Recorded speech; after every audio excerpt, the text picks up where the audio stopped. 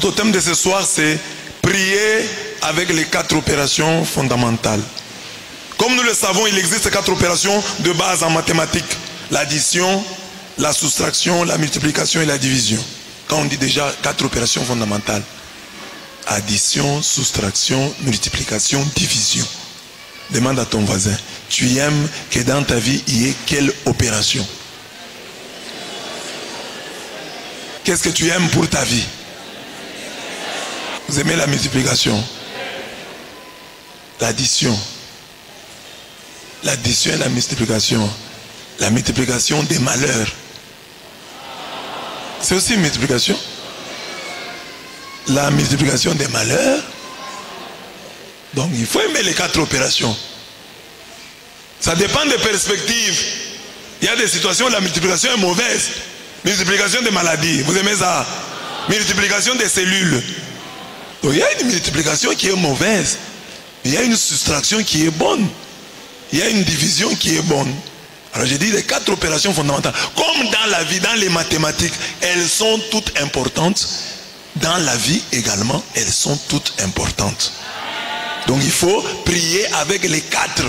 Dis à ton voisin, prie avec les 4 opérations fondamentales. Nous les appelons fondamentales car elles nous permettent de comprendre la base des mathématiques et de faire des calculs simples, utiles dans la vie de tous les jours. En tant qu'homme de foi, nous voulons nous poser la question de savoir si ces 4 opérations sont fondamentales dans notre vie ou s'il faut préférer les unes et mépriser les autres. Cet enseignement veut simplement nous dire que ces opérations sont fondamentales dans la vie de chacun. De prime abord, on peut jeter son dévolu sur l'addition et la multiplication, chose que vous avez faite. Hein? Tout à l'heure, vous avez dit, nous c'est l'addition et la multiplication. Mais on peut oublier que l'addition et la multiplication peuvent porter sur le malheur, sur les maladies, sur les accidents, sur les péchés. Est-ce que qui veut la multiplication des péchés dans sa vie? C'est la multiplication, non? Dans la même veine, on peut s'opposer à la soustraction en oubliant que notre vœu le plus ardent est que le Seigneur nous soustrait du malheur et divise nos ennemis. Si Dieu divise vos ennemis, c'est mauvais. Que Dieu divise nos ennemis. Mais que Dieu nous soustrait de la mort. Que Dieu fasse la soustraction de nos souffrances. Si Dieu dit, par exemple, je soustrais de ta vie telle souffrance, tu vas regretter. Cet enseignement est une prière. Nous savons prier avec les chiffres. Apprenons aussi à prier avec les 4 opérations fondamentales. Donc c'est un enseignement prière. Parce que souvent il y a des gens qui disent, ah je sèche, quand je prie je sèche, je n'ai plus de choses à dire à Dieu. Alors j'ai créé autant de prières pour vous aider à ne pas sécher. Prier avec les 12 étoiles, prier avec les chiffres, prier avec les paroles du Christ en croix, etc. Tout ça c'est des manières, comme ça si tu connais, tu vas prier. Prier avec les lettres, tu pries avec les personnages de la Bible. Tout ça c'est pour que tu ne sèches pas. Tu dis non, moi quand je me mets à genoux, je manque des choses à dire à Dieu. Maintenant comme tu connais les 4 opérations fondamentales, tu peux prier avec. Tu dis je vais prier avec l'addition.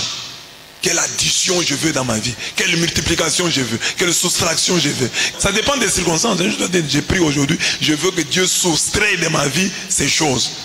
Aujourd'hui je vais prier, je vais faire la prière de la soustraction. Aujourd'hui, je vais prier la prière de l'addition, de la multiplication, de la division. Ça dépend des circonstances, ça dépend des perspectives.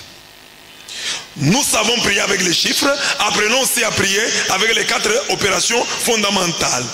Faites attention, c'est 4 opérations, ce n'est pas 4 opérations.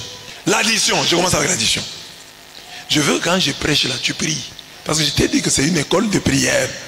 L'addition est une opération qui consiste à ajouter un nombre ou plusieurs nombres à un autre nombre.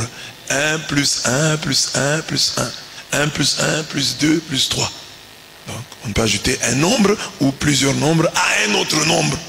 Les nombres qui composent l'addition se nomment les termes.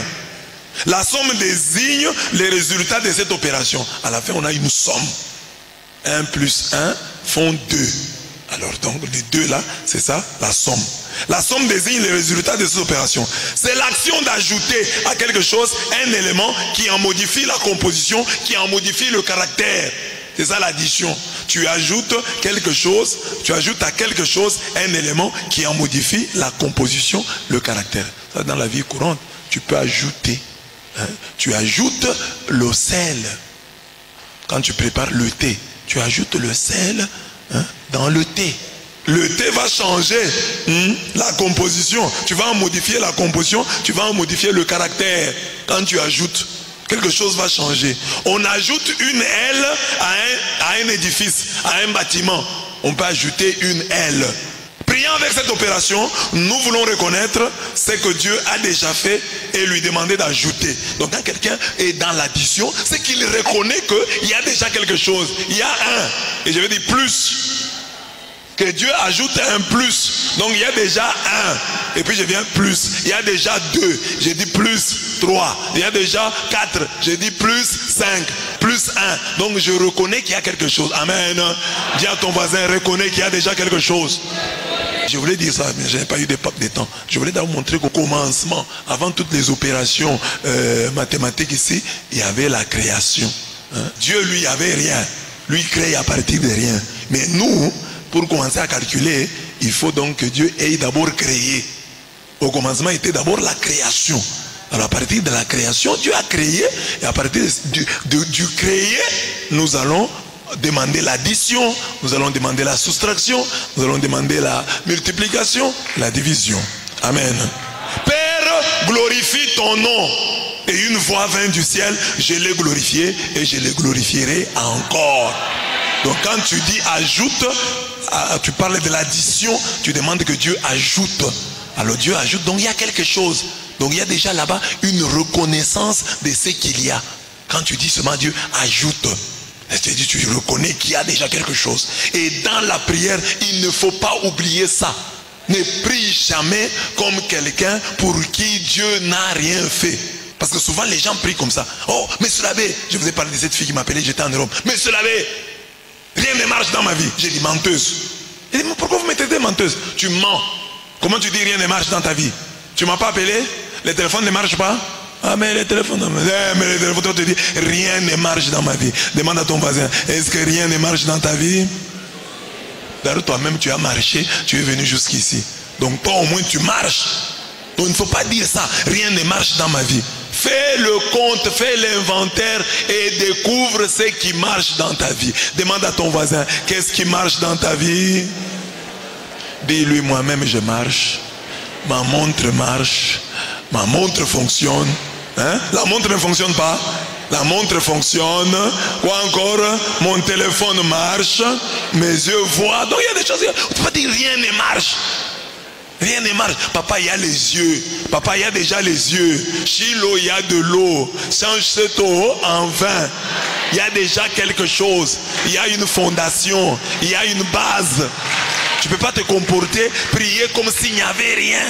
Comme si Dieu devait commencer à partir de toi à créer. Comme si Dieu devait créer ex nihilo à partir de rien. Non, Dieu a déjà fait des choses. Nous lui demandons que sur ce qu'il a déjà fait, qu'il ajoute. C'est ça le mystère de l'addition. Ajoute. Il y a déjà une fondation. Il y a déjà une base. Je suis en vie. J'ai un corps. Je demande les habits. C'est parce que j'ai un corps que je demande les habits. C'est parce que je suis en vie que je demande la nourriture. Amen. Demander l'addition à Dieu, c'est se montrer reconnaissant.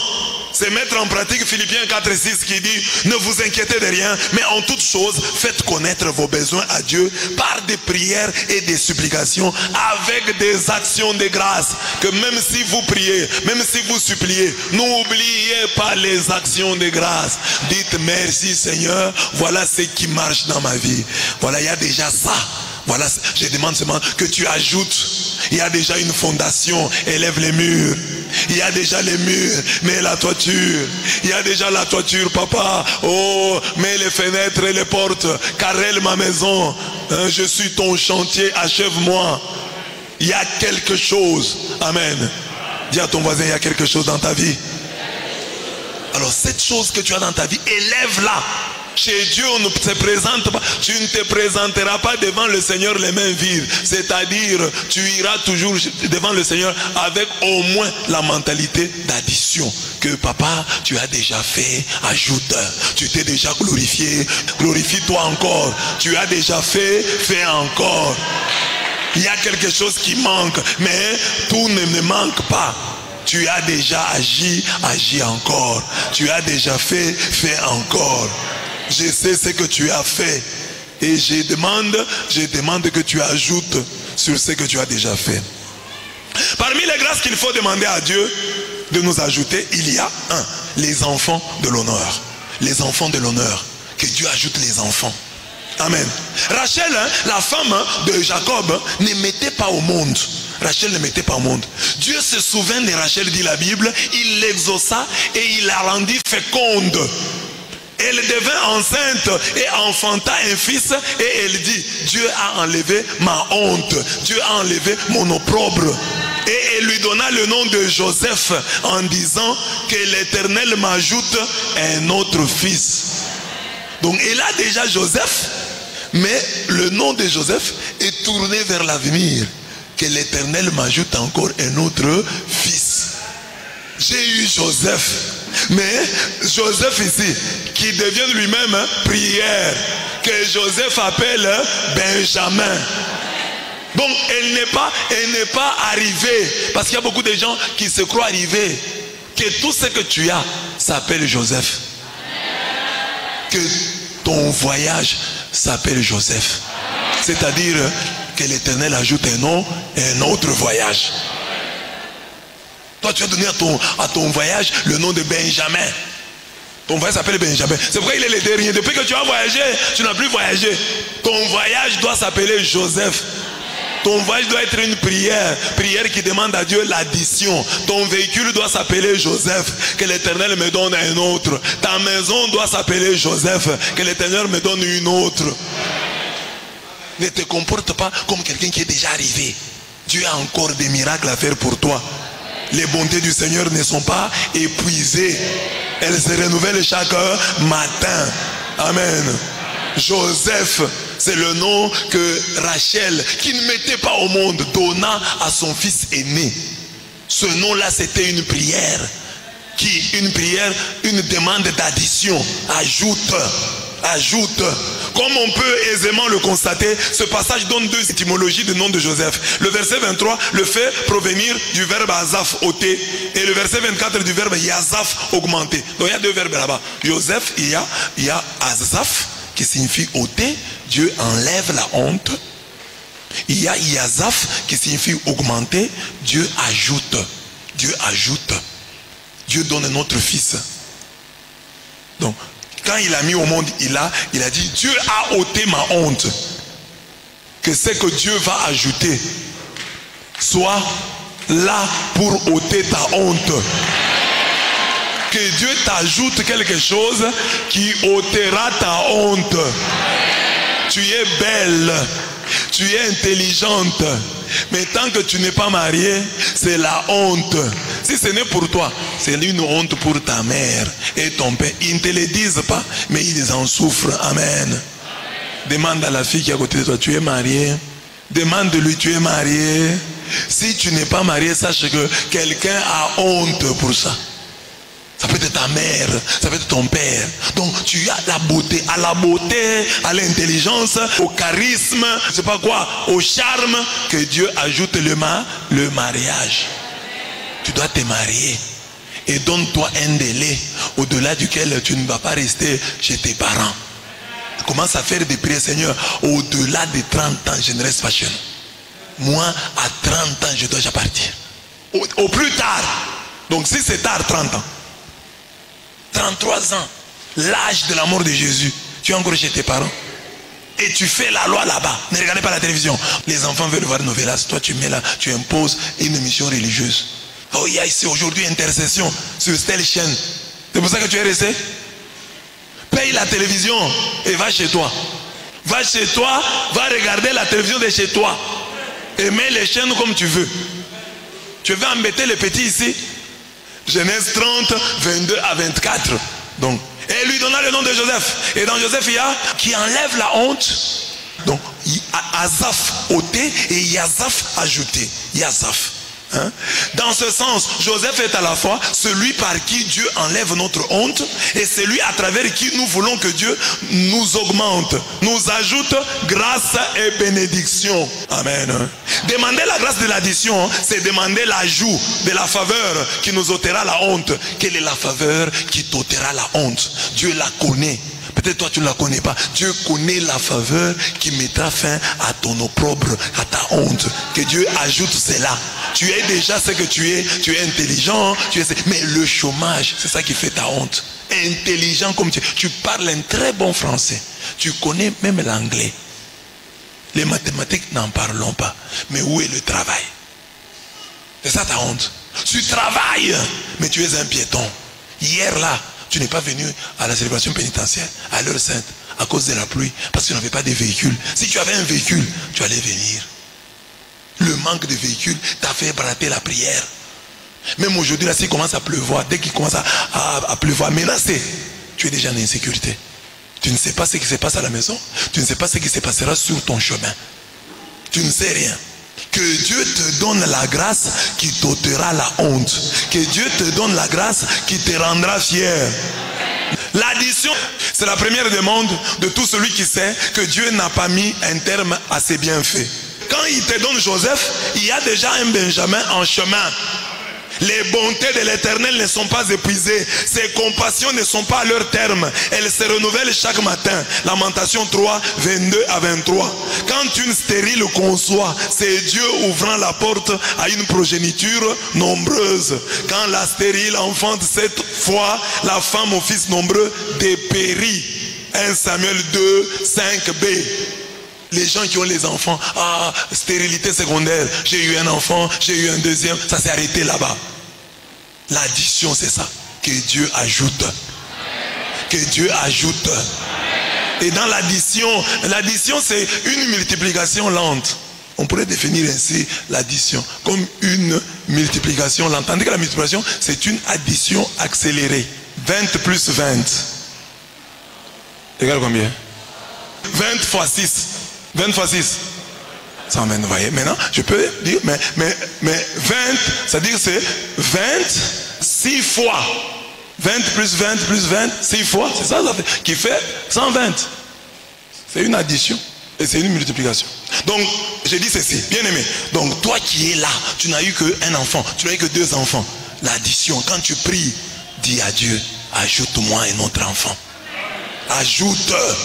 Parce qu'il y a déjà un enfant. Ajoute. Mais je t'ai dit qu'avant, il y a d'abord la création. S'il n'y a rien, appelle le Dieu de la création. Si tu n'as jamais eu d'enfant, appelle le Dieu de la création. Appelle le Dieu de la création. Parce que ça doit commencer quelque part. Pour Rachel, ça a commencé avec Joseph. Et quand ça a commencé, elle a compris que ça vient de commencer et ça va continuer. Elle a dit, donne-moi encore un autre. Donne-moi un autre. Elle a eu un autre à qui elle a donné le nom de Benjamin. Amen. Ce n'est même pas elle parce qu'elle est morte même. Hein? Alors, il y aura un Benjamin qui viendra. Mais ne t'arrête pas là. Ne pense pas que c'est fini comme Dieu a fait. La Bible dit, 1 Samuel 2, 5b, quand la stérile enfante cette fois, la femme au fils nombreux dépérit. Amen. Lève les mains maintenant là où tu es, concentre-toi et prie pour que Dieu, le Dieu de l'addition, ajoute les enfants aux couples qui n'en ont pas, ajoute des enfants aux couples qui n'ont qu'un enfant, dans la stérilité, parce que déjà Joseph, il y avait quand même, c'était une stérile qui priait et la stérile a eu Joseph. À ceux qui n'ont pas d'enfants, donne Joseph. À ceux qui ont un Joseph, ajoute d'autres enfants, ajoute d'autres Benjamins. Fais merveille, ne t'arrête pas là. Tes bontés se renouvellent chaque matin. Ajoute, nous reconnaissons ce que tu as fait. Nous reconnaissons ce que tu as fait. Nous reconnaissons ce que tu es en train de faire. Mais nous disons, ajoute à ce que tu as fait. Ajoute à ce que tu as fait. Ajoute à ce que tu as fait. Ce qui nous ôtera la honte. Ce qui nous donnera la fierté. Il y a une dimension, il y a une grâce qui nous ôtera la honte. honte, qui nous donnera de la fierté. Oh, ajoute ce qui nous manque pour que la honte parte, pour que la honte disparaisse. Aux chômeurs, ajoute le travail. Aux célibataires, ajoute les mariages. Ajoute à ceux qui ont l'argent. Ajoute Seigneur. Ça peut être lent, mais ajoute. Nous voulons que tu ajoutes. Sois pour eux le Dieu de l'addition. Ajoute ce qui nous donnera la fierté. Ajoute la seule chose qui nous manque. Ajoute la seule chose qui nous manque. Ajoute Seigneur. Ajoute. Fais l'addition pour tes enfants. Ajoute Seigneur. Ajoute ce qui leur manque. 2. De l'addition comme dédommagement. Nous connaissons tous la dîme. La dîme, c'est le 1/10 qu'on donne au Seigneur en signe de reconnaissance. Beaucoup de gens confondent. Ils croient que la dîme, on donne pour. Non, la dîme, on donne parce que. La dîme est une offrande d'action de grâce.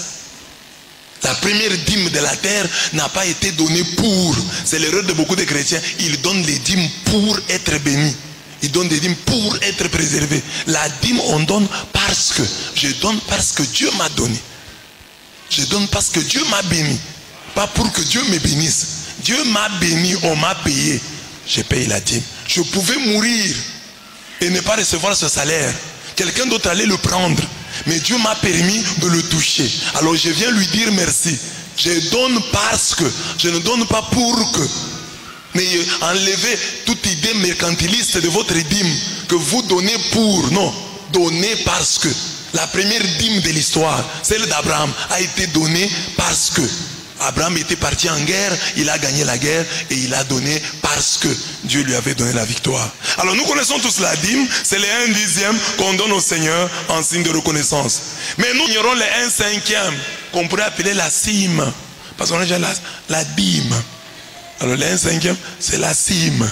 Le 1/5 qu'on donne comme amende au Seigneur. Il y a le 1/5 qu'on donne comme amende.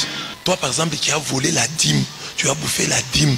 Tu ne peux pas venir comme ça, tu as bouffé 10 dîmes et tu viens donner la 11e dîme. Non, quand tu donnes la dîme, tu ajoutes comme amende 1/5. Donc la moitié de la dîme comme amende. Beaucoup de chrétiens connaissent le 1/10. Ils ignorent le 1/5. Le 1/5 c'est l'amende. Écoutez ce que la Bible dit. Lorsque quelqu'un commettra une infidélité et péchera involontairement à l'égard des choses consacrées à l'Éternel. La dîme c'est parmi les choses consacrées à l'Éternel.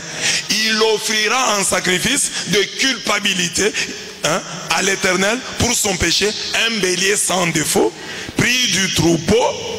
D'après ton estimation en cycle d'argent, selon le cycle du sanctuaire, il donnera en y ajoutant 1/5 la valeur de la chose dont il a frustré le sanctuaire et la remettra au sacrificateur, au prêtre. Et le sacrificateur fera pour lui l'expiation avec le bélier offert en sacrifice de culpabilité et il lui sera pardonné. Vous comprenez? Donc ici on faisait quoi? Tu as commis une faute. Ici on considère qu'elle est involontaire. Alors tu dois donner un sacrifice de culpabilité. Tu fais quoi? Tu offres un bélier sans défaut, prix du troupeau, d'après ton estimation en cycle d'argent, selon le cycle du sanctuaire. Et puis tu donneras en y ajoutant 1/5 la valeur de la chose dont il a frustré le sanctuaire. Donc par exemple, tu devais donner une dîme de $100. Alors tu as bouffé 3 dîmes de $100. Donc tu as bouffé $30. Alors maintenant, quand tu viens payer, tu dois payer l'amende. Les 1/5 de $30. Les 1/5 de $30 c'est combien? Donc tu vas payer $6 comme amende sur ce que tu devais donner. En fait aujourd'hui nous sommes dans le Nouveau Testament. Nous n'allons pas suivre scrupuleusement ce qui est dit là-bas. Mais l'esprit doit être là. Tu dois apprendre à payer des amendes. Chez Dieu il y a aussi des amendes. Tu ne peux pas dire, j'ai bouffé la dîme, je recommence à payer comme d'habitude. Non, mais les 11 mois là, c'est parti où? Tu as bouffé pendant 11 mois et vite d'un coup, tu dis, bon, le 12e mois, je reprends. Tu reprends comme ça? Non, il faut payer une amende. Il faut payer une... Même à Chikam, même à l'UAM, il y a des pénalités. Et chez Dieu, il n'y en a pas?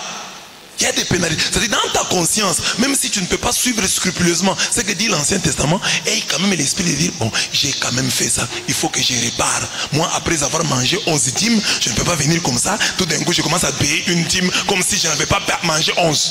Non, il faut que je paye une amende.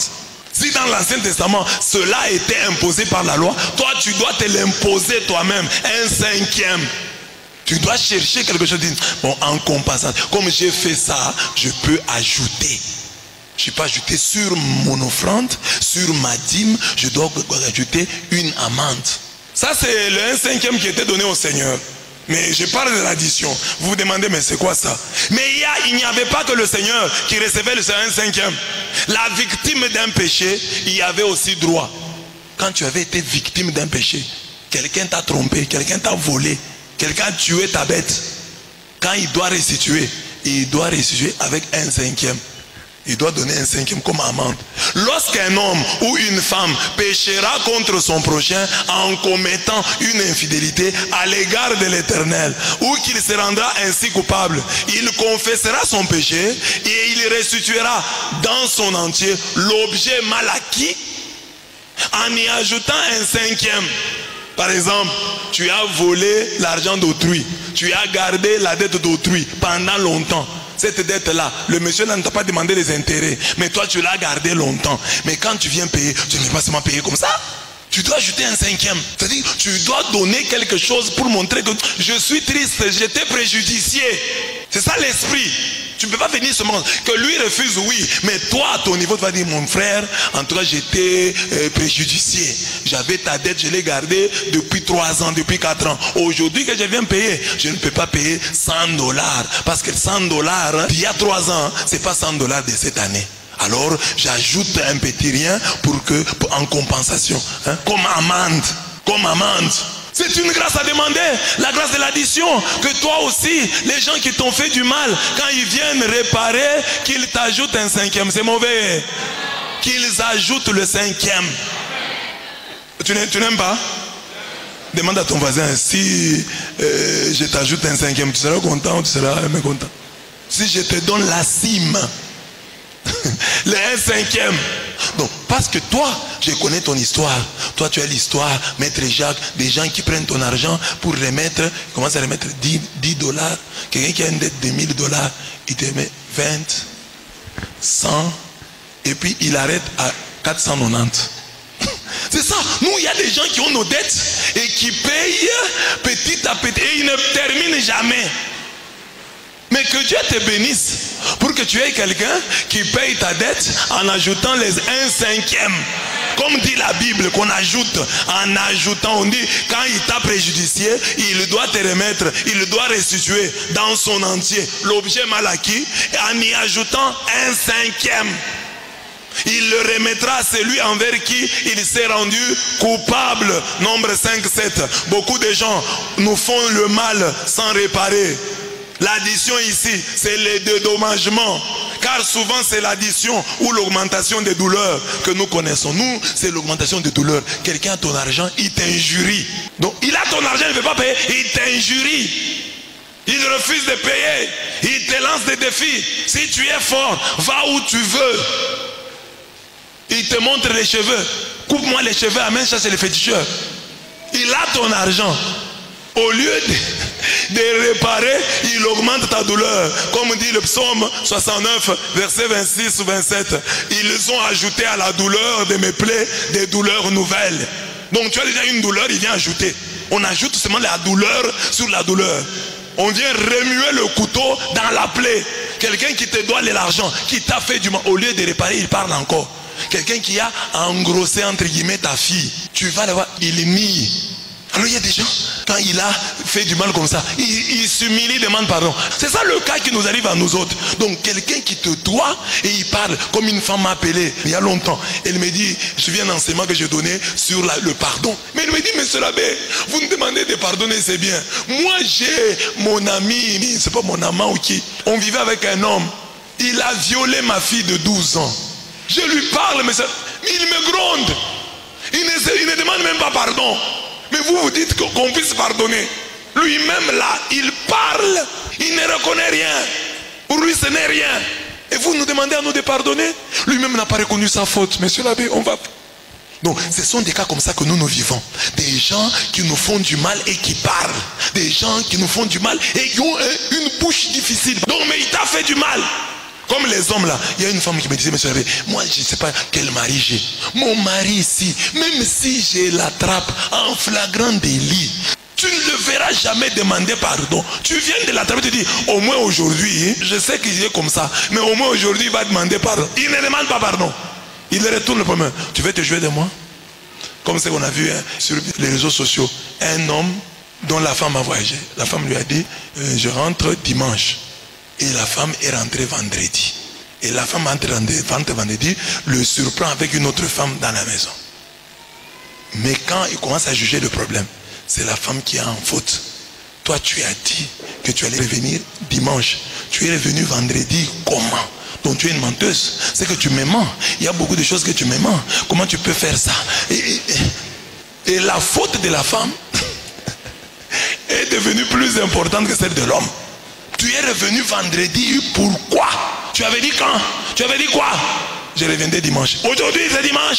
Non, c'est vendredi. Alors, comment tu fais ça? Demande pardon.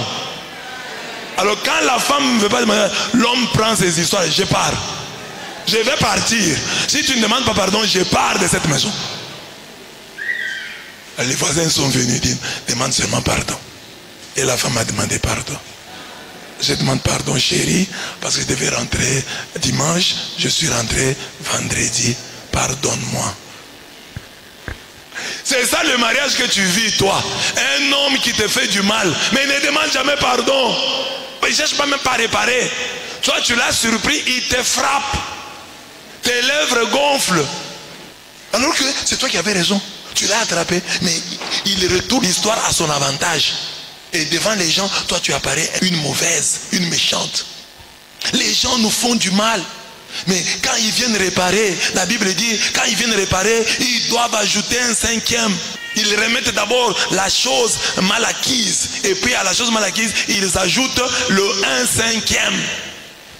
Si c'était $300, quelqu'un avait ta dette de $300 qu'il a gardé longtemps. Normalement, à Dieu on donne la dîme.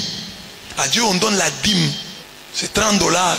Mais à toi, parce qu'on t'a laissé, parce qu'on t'a préjudicié, on doit t'ajouter $15. La promesse de Dieu est connue. Je vous remplacerai les années qu'ont dévoré la sauterelle, le gélec, le acide et le gazam. Ce sont des sortes de sauterelles qui existaient chez les Juifs. Ma grande armée que j'avais envoyée contre vous. Si Dieu nous promet de nous récompenser, de nous dédommager pour les années dévorées par les sauterelles, il faut que Dieu convainque nos bourreaux à nous ajouter sur nos droits les 1/5 d'amende. Les gens qui ont des dettes, d'abord qu'ils payent. Les gens qui te doivent, même moralement, qu'ils payent.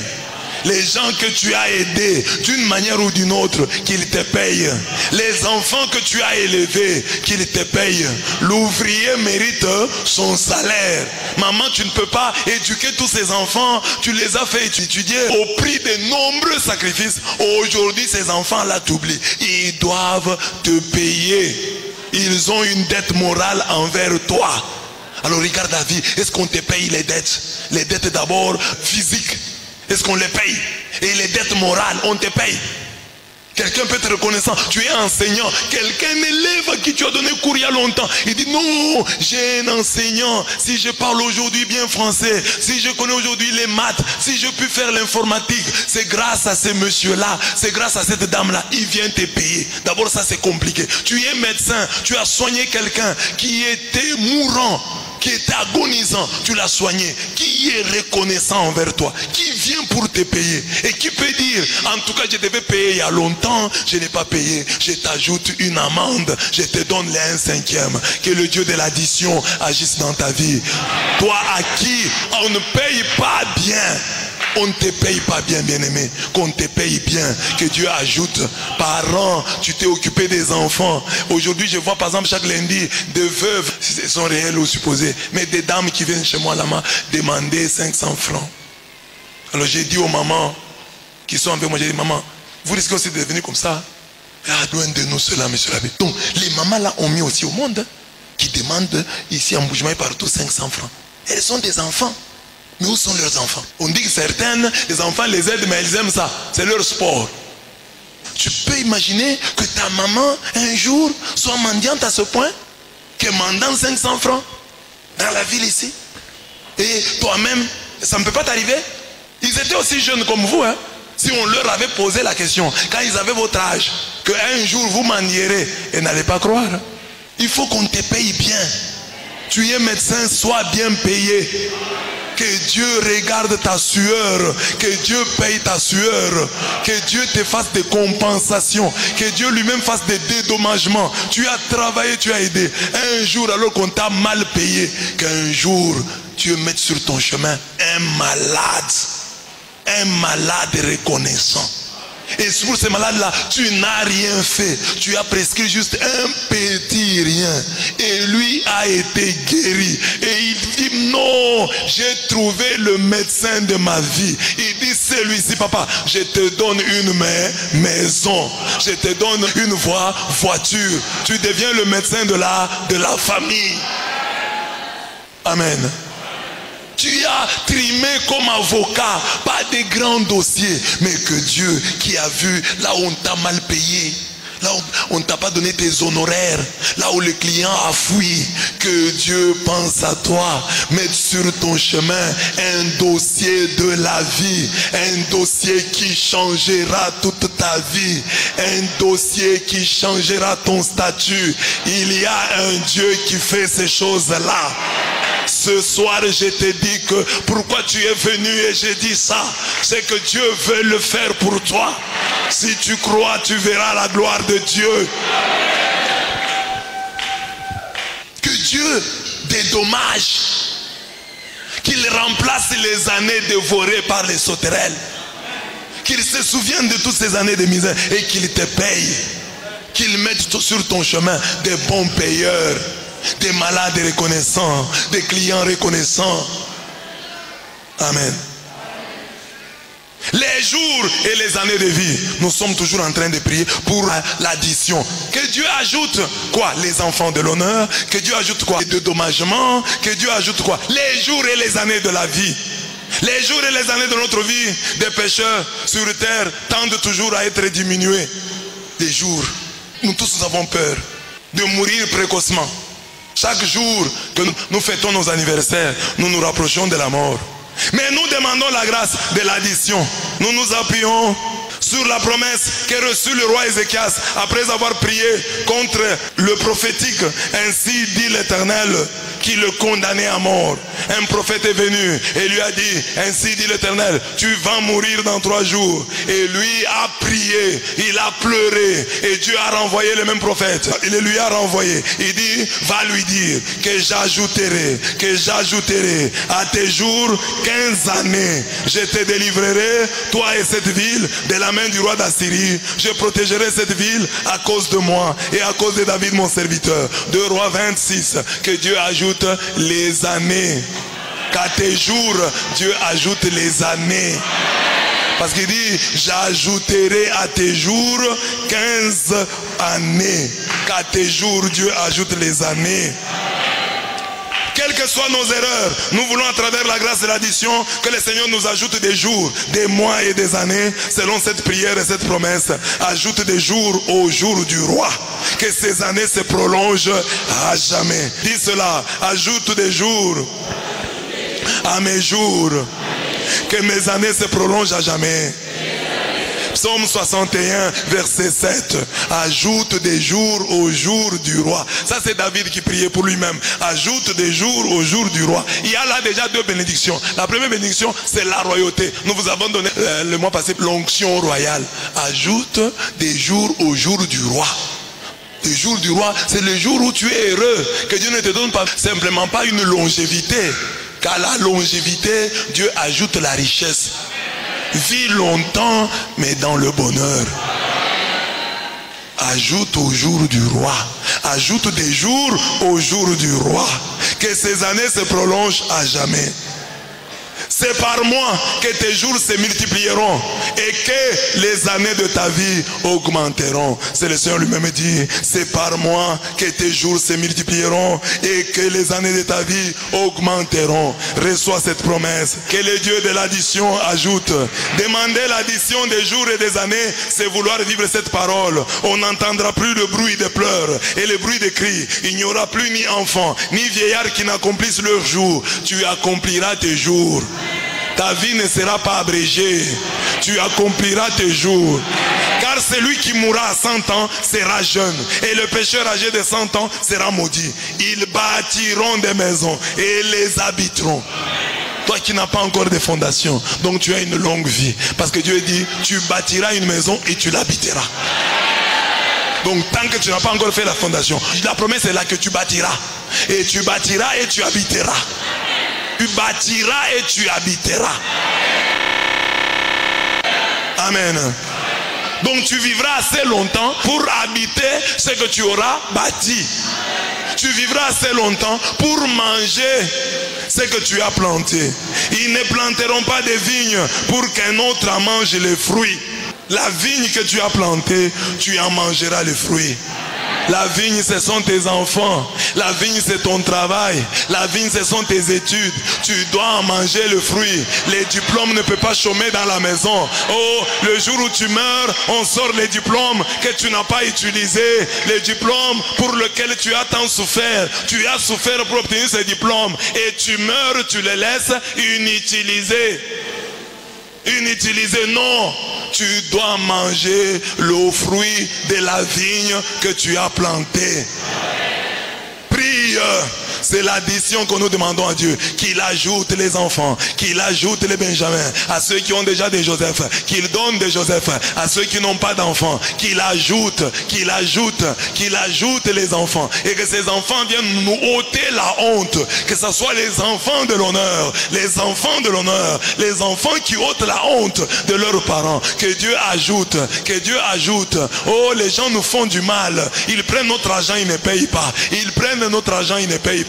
Que Dieu touche leur cœur, qu'il nous paye avec des dédommagements, qu'il nous paye avec des dédommagements, qu'il nous paye en y ajoutant le 1/5 d'amende. Oh, qu'à la douleur, ils ne viennent pas ajouter une autre douleur. Qu'il nous paye avec des dédommagements. Que Dieu ajoute les années à nos jours. Que nous habitions ce que nous avons bâti. Que nous mangeons le fruit de la vigne que nous avons plantée. Dieu ajoute, Seigneur ajoute les années à nos jours. Ajoute les jours au jour du roi. Ajoute les jours au jour du roi. Ajoute les jours au jour du roi. Que ces années se prolongent à jamais. C'est roi, c'est moi. C'est par toi, Seigneur. Tu dis dans ta parole, c'est par moi que tes jours se multiplieront. Que mes jours se multiplient. Alors que les maladies semblent diminuer mes jours. Alors que les problèmes semblent diminuer mes jours. Que mes jours se multiplient par toi. Que par toi, par ta puissance, les jours de ma vie se multiplient. Que les jours de ma vie se multiplient. Que les jours de la vie de mes frères, de mes soeurs, de mes parents, de mes enfants se multiplient. Qu'ils se multiplient. Qu'ils se multiplient. Qu'ils se multiplient. Ajoute des jours au jour du roi. Que ces années se prolongent à jamais. Ajoute des jours au jour de mes enfants, au jour de mon mari, au jour de ma femme, au jour de mes parents. Ajoute des jours au jour de mes parents, de tous ceux qui me sont chers, de tous ceux que j'aime, de tous ceux qui m'aiment. Ajoute des jours à leur jour. Ajoute des jours au jour du roi. Que ces années se prolongent à jamais. Tu as dit dans ta parole, c'est par moi que tes jours se multiplieront et que les années de ta vie augmenteront. Chasse l'esprit de mort. Chasse l'esprit de mort. Que tes enfants habitent les maisons qu'ils auront bâties, les maisons qu'ils auront construites. Que tes enfants mangent le fruit de la vigne qu'ils auront plantée. Ajoute des jours au jour de ton peuple. Ajoute des jours au jour de ton peuple. Car les jours de mon peuple seront comme des jours des arbres. Les jours de mon peuple seront comme les jours des arbres. Il y a un arbre qui est là dehors, sous les intempéries. Il est là. Il ne se couvre pas. Il y a la pluie, il ne se couvre pas. Il y a le vent, il ne se couvre pas. Mais l'arbre dure. Il y a un arbre dans ton collège là. Depuis que tu as étudié, il est toujours là. Ton père a étudié là, cet arbre est toujours là. Depuis des années. Il n'a pas de couverture. Il n'a pas de parapluie. Sous la pluie, sous les tempêtes. Mais cet arbre-là résiste. Alors on dit, les jours de mon peuple seront comme les jours des arbres. Et mes élus jouiront de l'œuvre de leurs mains. Il faut que tu jouisses de l'œuvre de tes mains. Ils ne travailleront pas en vain. Ne travaille pas en vain. Ils n'auront pas des enfants pour les voir périr. Tu n'enterreras pas tes enfants. Ce sont tes enfants qui t'enterreront. N'enterre aucun enfant au nom de Jésus. Ce sont les enfants qui doivent enterrer leurs parents et non le contraire. Là, les parents ne doivent pas enterrer leurs enfants. Ce sont les enfants qui enterrent les parents. Parce que les parents ont vécu, ils sont devenus vieux. Les enfants sont devenus des responsables. Le papa meurt après avoir vu les enfants des enfants de ses enfants jusqu'à la 4e génération. Alors, ces enfants et ces petits-enfants de la 4e génération l'enterrent. Toi tu es là, toi tu as 60 ans et ton enfant meurt à 20 ans et tu pleures. Il y a des gens qui meurent comme ça. On commence à discuter sur leur âge. Mais non, il avait 100 ans, il avait déjà 100 ans. Et non, 105 ou 103. Amen. Tu as vécu. Et ils n'auront pas des enfants pour les voir périr. Tu n'as pas mis au monde des enfants pour les enterrer. Non. Car ils formeront une race bénie de l'Éternel. Les filles, quand je dis des choses comme ça, vous négligez. Vous dites ça, c'est moi je n'ai jamais connu ça. Mais tu peux connaître ça. Ça peut être la loi établie dans ta famille. Il faut prier. Ça peut t'arriver, toi, jeune homme qui est ici. C'est peut-être ça qu'on a prévu pour toi. Que tu vas d'abord enterrer, que tu vas encore t'enterrer, tu vas enterrer, et tu auras maintenant le 5e enfant. C'est celui-là qui s'appellera Nkitabouy. Multitude de tombes. Que Dieu chasse ça de ta vie. Tu as un enfant, ton enfant là, on a le monde des ténèbres, on a dit qu'il va mourir à 18 ans, on a dit qu'il va mourir à 22 ans, on a dit qu'il va mourir à 25 ans, on a dit qu'il va mourir à 28 ans, on a dit qu'il va mourir à 30 ans. Il faut prier, il ne faut pas négliger que non, c'est pas moi. Il faut prier. Que Dieu ajoute les jours aux jours de tes enfants. Ça veut dire que même si lui avait décrété que l'enfant là vivrait 35 ans, grâce à ta prière, Dieu va ajouter des jours. Car il n'y a pas de prière que Dieu n'exauce. Rien n'est impossible à Dieu. Tout est possible à celui qui croit. Si Dieu t'avait donné un enfant, il doit mourir à 35 ans. Que Dieu, par cette prière, ajoute les jours aux jours de tes enfants, à jour de ton mari. Si Dieu avait décidé que ton mari allait mourir à 55 ans, que Dieu ajoute les jours aux jours de ton mari. Que Dieu ajoute les jours aux jours de ton mari. Si quelqu'un que tu aimes devrait mourir à 60 ans, que Dieu ajoute les jours à ces jours. Que Dieu ajoute des jours à ces jours. Les gens que tu aimes, il y a des gens tu regardes, s'ils meurent, je vais faire quoi? S'ils meurent, je vais faire quoi? Que ces gens-là dont tu crains la mort, quand ils sont malades, tu as peur. Ah, s'ils meurent, où est-ce que je vais me tenir? Où est-ce que je vais aller? Que Dieu ajoute des jours aux jours de toutes ces personnes qui nous sont chères. Que Dieu ajoute des jours, même s'il y avait un décret divin qui disait sa femme va mourir à 40 ans. Dieu ajoute des jours au jour du roi. Ajoute des jours au jour de mon mari, au jour de ma femme, au jour de mes enfants. Ajoute des jours au jour du pape, du président de la République, du chef de l'État, du premier ministre, des ministres, de tous nos bienfaiteurs. Ajoute des jours à leur jour. Ajoute des jours à leur jour.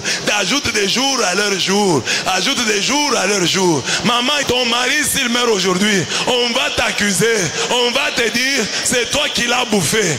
Que Dieu ajoute des jours au jour de ton mari. Que Dieu ajoute des jours au jour de ton mari. Que ton mari ne meure pas de maladie. Que ton mari meure de vieillesse. Que ta femme ne meure pas de maladie. Que ta femme meure de vieillesse. Comme Abraham, comme Moïse, comme Job. C'est dans la Bible. Dieu n'a pas changé. Il est le même hier, aujourd'hui et toujours. Que que Dieu ajoute des jours au jour de ton mari. Quelle que soit la maladie dont souffre ton enfant, quelle que soit la condamnation des médecins. Les médecins ont dit, il ne vivra pas longtemps. Les médecins ont dit, il ne vivra pas longtemps. C'est Dieu. La vie est entre les mains de Dieu. C'est toi la source de la vie, Seigneur. Ajoute des jours à celui que la médecine a condamné. Ajoute des jours à celle que la médecine a condamnée. Ajoute des jours au jour de tes enfants. Ajoute des jours au jour de ton peuple. Ajoute des jours au jour de ton enfant. Car ils formeront une race bénie de l'Éternel et leurs enfants seront avec eux. Leurs enfants seront avec eux. Leurs enfants seront avec eux. Nous refusons, nous récusons tout enfant qui meurt à l'accouchement. Nous refusons ça. Les histoires de morts-nés, nous refusons ça. Au nom de Jésus. Au nom de Jésus. Une femme, vous voyez comment ça fait mal? Elle a fait 9 mois portant un enfant. Quand elle met l'enfant au monde, l'enfant meurt. Quelle souffrance, quelle peine. Que Dieu arrête cela au nom de Jésus. Au nom de Jésus. Ce passage renferme la plus belle promesse. Ça c'est Isaïe 65, 19 à 24. Un passage qui renferme la plus belle promesse de longévité de la Bible et de la période post-diluvienne. Après le déluge, c'est la meilleure promesse que nous avons de longévité. Parce que dans les psaumes, on dit plutôt que les jours de nos années s'élèvent à 70 ans. Et pour les plus robustes, à 80 ans. Mais leur grand nombre n'est que peine et misère, car ils passent vite et nous nous envolons. Ça c'est Psaume 90 verset 10. Mais Isaïe dit, le plus jeune mourra centenaire. Le plus jeune mourra centenaire. Mourir à 100 ans sera mourir jeune. Et mourir avant 100 ans, même pour un pécheur, sera une malédiction. On vivra longtemps, mais bien. La longévité des hommes sera semblable à celle des arbres. Les racines seront profondément enfouies sur la terre, dans la terre. Les deux mains de Yahweh seront sur nous. Dans sa droite, une longue vie. Dans sa gauche, la richesse et la gloire. Que les deux mains de Dieu soient sur toi. Que les deux mains de Dieu soient sur toi. On dit que dans sa droite, il y a la longue vie. Que la main droite de Dieu soit sur toi, sur ton père, sur ta mère, sur tes enfants. La main droite qui a la longue vie. Qu'elle te touche, qu'elle touche ton enfant. Qu'elle ne t'abandonne pas. La main droite de Dieu dans laquelle il y a la longue vie. Il y a aussi sa main droite. Dans sa main droite, il y a la longue vie. Dans sa main gauche, il y a la richesse, il y a la gloire. Il y a la richesse, il y a la gloire. Il y a la richesse, il y a la gloire. Donne richesse et gloire. Donne richesse et gloire. Chasse la honte. Chasse la honte. Chasse la misère. Chasse la pauvreté. Donne-nous une longue et belle vie. Une longue et sainte vie. Chasse la honte de notre vie. Chasse la honte de notre existence. Pose sur nous ta main droite dans laquelle il y a la longue vie. Pose sur nous la main gauche dans laquelle il y a richesse et gloire. Nous avons besoin de tes deux mains. Nous avons besoin de tes deux mains. Nous avons besoin de ces deux mains. Dans ta droite, longueur de vie. Dans ta gauche, richesse et gloire. Proverbe 3, verset 16. Chacun vivra assez longtemps pour pouvoir jouir du fruit de son travail. On ne vivra plus pour laisser précocement aux autres le fruit de son travail, le fruit de sa vigne, le fruit de sa maison, le fruit de sa femme, le fruit de ses enfants. On vivra assez longtemps. Tu viens de te marier. Il y a des gens qui sont mariés et ils se marient le même jour, bien-aimé, alors qu'ils préparent la fête du soir là. Il s'est arrivé ici en Bouchouaï, une fille qui s'était mariée et le soir il y a fête. Et elle va dans la belle famille, là où elle était, elle s'assoit en dessous d'un avocatier. Et un fruit tombe de l'arbre sur la tête et elle meurt. J'ai vu une autre photo à Lumbashi, près de la tombe de mon père. J'ai vu une dame toute jeune, la photo de la dame toute jeune sur la tombe, habillée en robe rouge. J'ai demandé qu'est-ce qu'il y a, comment elle est morte. Elle est morte le jour de son mariage. Dans la nuit, dans la fête. C'est moi comme ça, boum, elle est tombée, elle est morte. Veuf le jour même du mariage. Vous qui ne priez pas contre l'esprit des morts, c'est votre problème. Il faut toujours prier contre l'esprit des morts. Il faut toujours prier contre l'esprit des morts. Une petite distraction, l'esprit des morts entre. S'il n'entre pas par toi, il entre par ta femme. Alors le papa doit être très éveillé. La maman doit être très vigilante pour que l'esprit des morts n'entre pas dans la famille. C'est ainsi que laissez les colères. Les colères appellent l'esprit des morts. Quand vous dormez fâché, la Bible dit, vous laissez l'accès à Satan. Satan entre dans votre vie. Ne dormez pas fâché. Ne dormez pas avec des cœurs rancuniers, avec la rancœur. La rancœur, c'est l'oreiller du diable. Le diable vient se coucher sur l'oreiller de votre haine. Là, il vient se coucher. Comment tu vas chasser la mort alors que tu emmagasines des haines et des rancœurs dans ton cœur? Je te chasse, esprit de mort, mais dans ton cœur est plein de rancœurs. Comment Satan va partir? Satan va dire, mais tu as ma haine, donne-moi ma haine. C'est pourquoi vous voyez les gens qui ont des rancœurs, qui ont des haines, maigrissent. Ils ont une santé médiocre. C'est ça, à cause de tout ça. Alors, ils appellent l'esprit de mort. Ils disent, ah, l'esprit de mort. Non, mais c'est quoi? L'esprit de mort peut venir de cette haine, de cette rancœur que tu entretiens dans ton cœur. L'addition. Amen. Amen. Donc tu peux, maintenant chez toi, quand tu veux prier, tu dis addition. Je demande l'addition de quoi? Tu peux ajouter d'autres choses. Parce que l'enseignement, le temps de l'enseignement est limité. J'ai pris 3 choses à partir des versets. J'ai pris première chose, que Dieu nous ajoute des enfants. Les enfants de l'honneur. Au couple souffrant de stérilité secondaire, ou même au couple souffrant de stérilité tout court. Donc si tu n'as pas d'enfant, qui te donne Joseph. Dès qu'il te donne Joseph, Joseph signifie il va donner encore un autre, il va ajouter un autre. Toi qui as déjà Joseph, demande que Dieu ajoute un autre, et que cet enfant soit l'enfant qui ôte la honte. Donc tu as le temps comme père de prier pour tes enfants de manière simple, en marchant. En marchant, tu pries, Seigneur, je te demande 4 opérations fondamentales. L'addition, qu'est-ce que je demande à Dieu de m'ajouter? Dieu, ajoute-moi des enfants. Ou j'en ai déjà. Mais sur ces enfants, ajoute à mes enfants que tu m'as déjà donné. Parce que dans l'ajout là, on reconnaît c'est quoi? J'ai déjà des enfants. Seigneur, que ces enfants ôtent ma honte. Ces enfants me donnent d'être fier, que je sois fier de mes enfants. Donc si toi qui as les enfants, tu as un ajout à demander, une addition à demander à Dieu. Et tu continues, ajoute Seigneur, oh papa, moi j'ai des gens qui me doivent de l'argent, des gens qui m'ont fait du mal, qu'ils me payent, qu'ils restituent ce qu'ils m'ont pris avec les 1/5. En gros, tu dis à Dieu de te dédommager. Dieu sait pour qui tu as travaillé et comment on ne t'a pas payé. Que Dieu prenne bonne note et fasse pour toi un rappel des salaires. Amen. Hein, papa? Dédommage-moi.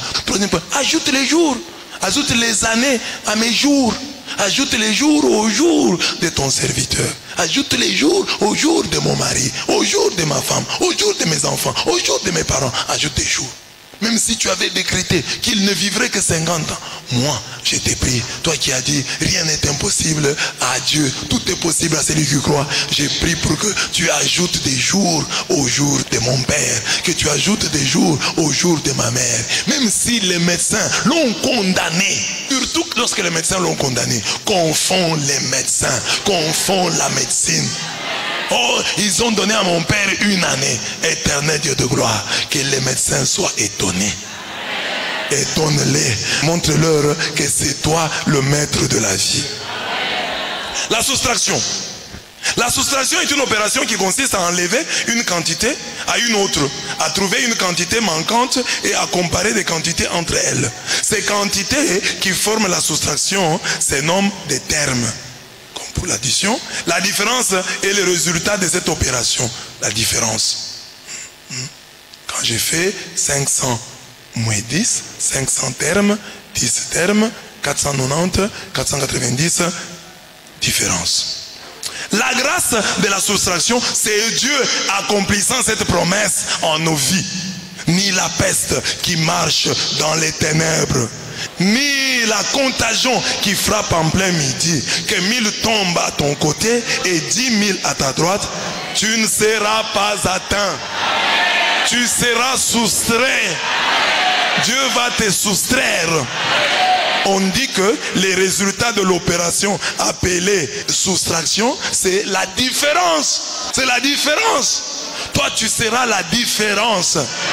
Toi, tu seras différent. Dieu va te soustraire. Dieu va te soustraire. Dieu va t'enlever.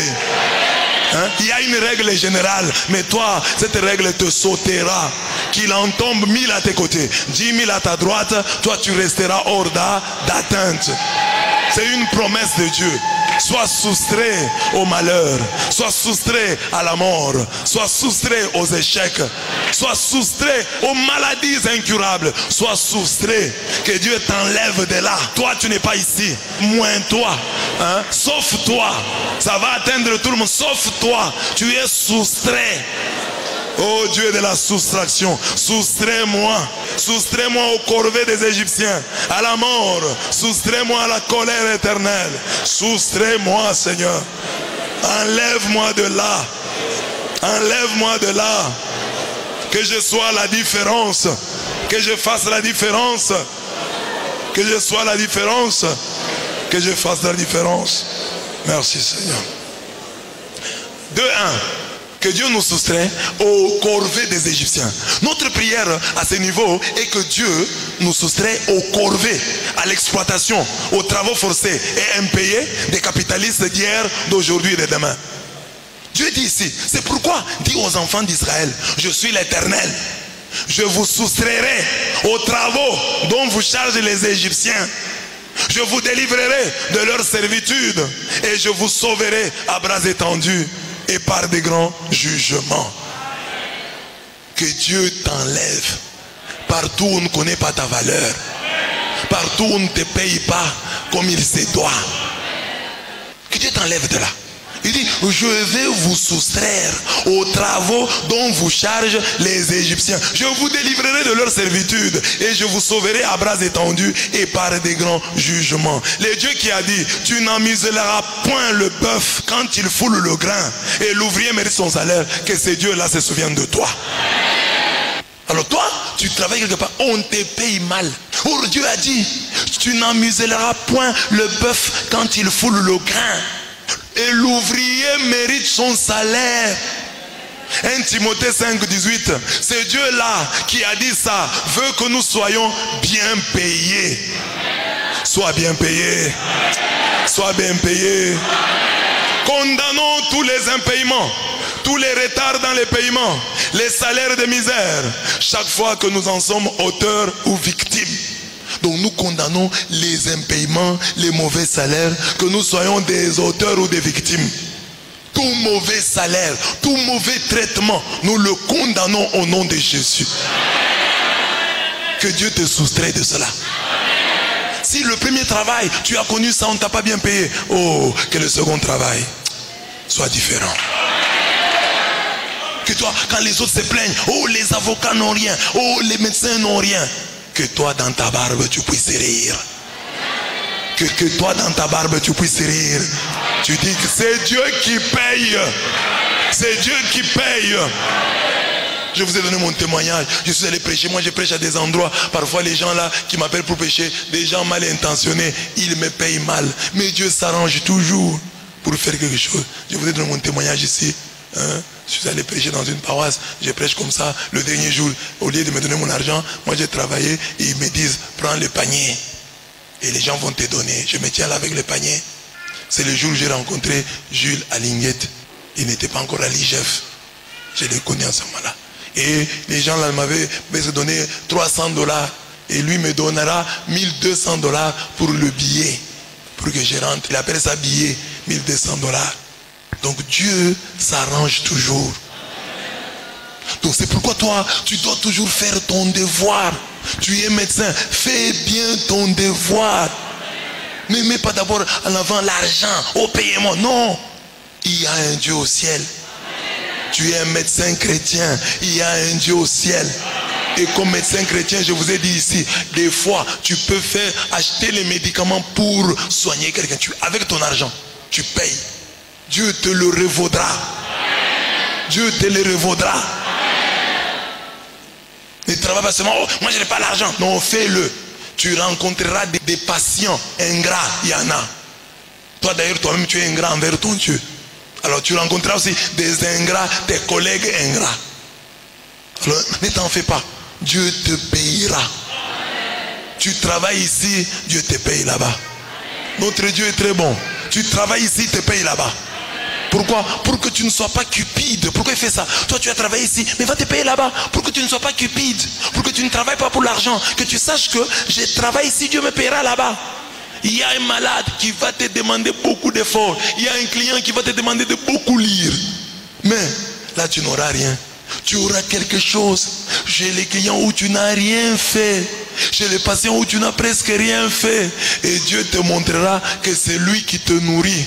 C'est lui qui te paye. Tu dis, mais ici, je n'ai pas fait trop travailler mes méninges. Mais regardez comment on m'a payé. Ici, je n'ai presque rien fait. Regardez comment on m'a payé. Dieu est grand. Moi, votre curé, j'ai déjà bouffé de l'argent pour des gens pour qui je n'ai même pas prié. Quelqu'un m'écrit sur WhatsApp. Monsieur l'abbé Blaise, priez pour moi. J'ai dit merci beaucoup. Union de prières. J'oublie, je ne prie pas. Seulement cette parole que j'ai dit, union de prières. Un monsieur, après 3 mois, m'appelle. Monsieur l'abbé, depuis le jour où je vous ai appelé, ma vie a changé. Dieu m'a béni. Je vous envoie l'offrande. Donc Dieu qui a compris ça, toutes les prières que je faisais là, Dieu les a reportées sur le cas. Quand moi j'ai prié, Seigneur bénis tes enfants, Dieu a dit les enfants là c'est le monsieur là. Et le monsieur c'est lui le reconnaissant. Mais il y a des gens pour qui tu pries avec nom propre. Seigneur bénis-tel, Liliane, bénis Marivonne, Maman Cécile, Maman Célestine,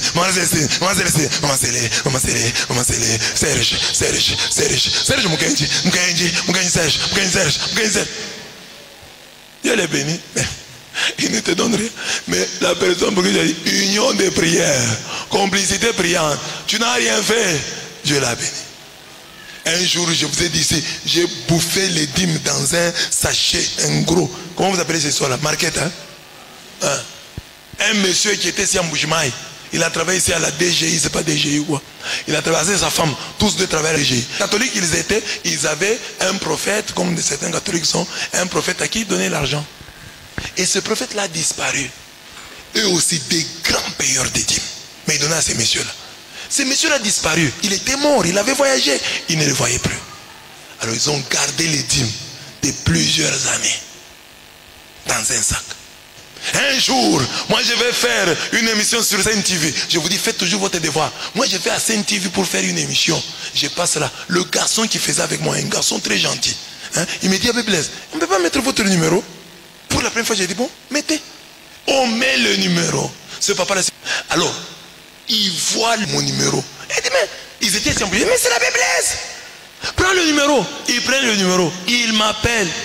Je vais chez eux à la maison. Il dit, monsieur l'abbé, nous avions un monsieur avec qui nous prions en Mbujimaï. Mais maintenant, là, nous sommes ici. Et puis en Mbujimaï, on a attendu. Il n'est jamais venu. Nous avons toutes les dîmes de toutes ces années ici. Ils ont sorti un sac.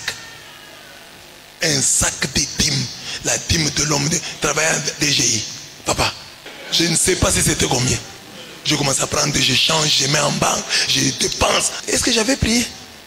Mais j'ai prié ailleurs. J'ai travaillé ailleurs. Mais regardez où Dieu est allé me payer. Donc il faut toujours bien faire votre devoir. Vous ne savez pas d'où viendra le salaire.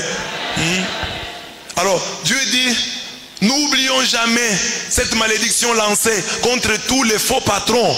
Les faux patrons qui sont ici. Écoutez la malédiction des faux patrons.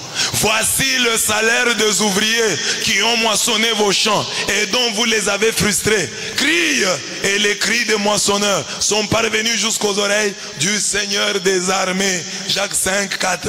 Il faut bien payer les gens. Vous qui voulez que Dieu vous paye bien, payez les gens. Si ta bonne, c'était la bonne la plus heureuse de Mbujimaï.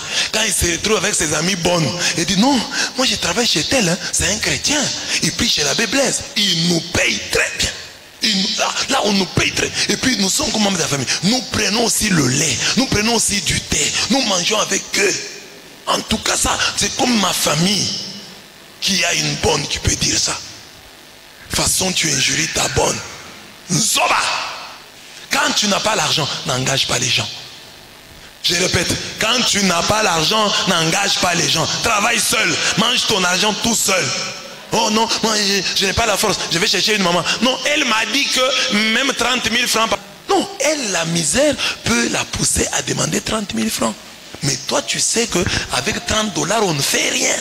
Alors quand tu payes même les 30 $, sois humble. Dis, mon maman, vraiment c'est peu. Mais toi, tu payes 30 $ avec injure. Avec injure, avec dédain, avec surveillance. Je vous ai dit, ceux qui injurient leur bonne, vous ne savez pas comment ils se vengent. Une bonne peut mettre de l'urine dans le thé. Quand je parle ici, c'est déjà trop tard. Tu as déjà bu. Une bonne peut mettre sa morve dans la mayonnaise. Tu injuries la bonne et tu as la mayonnaise.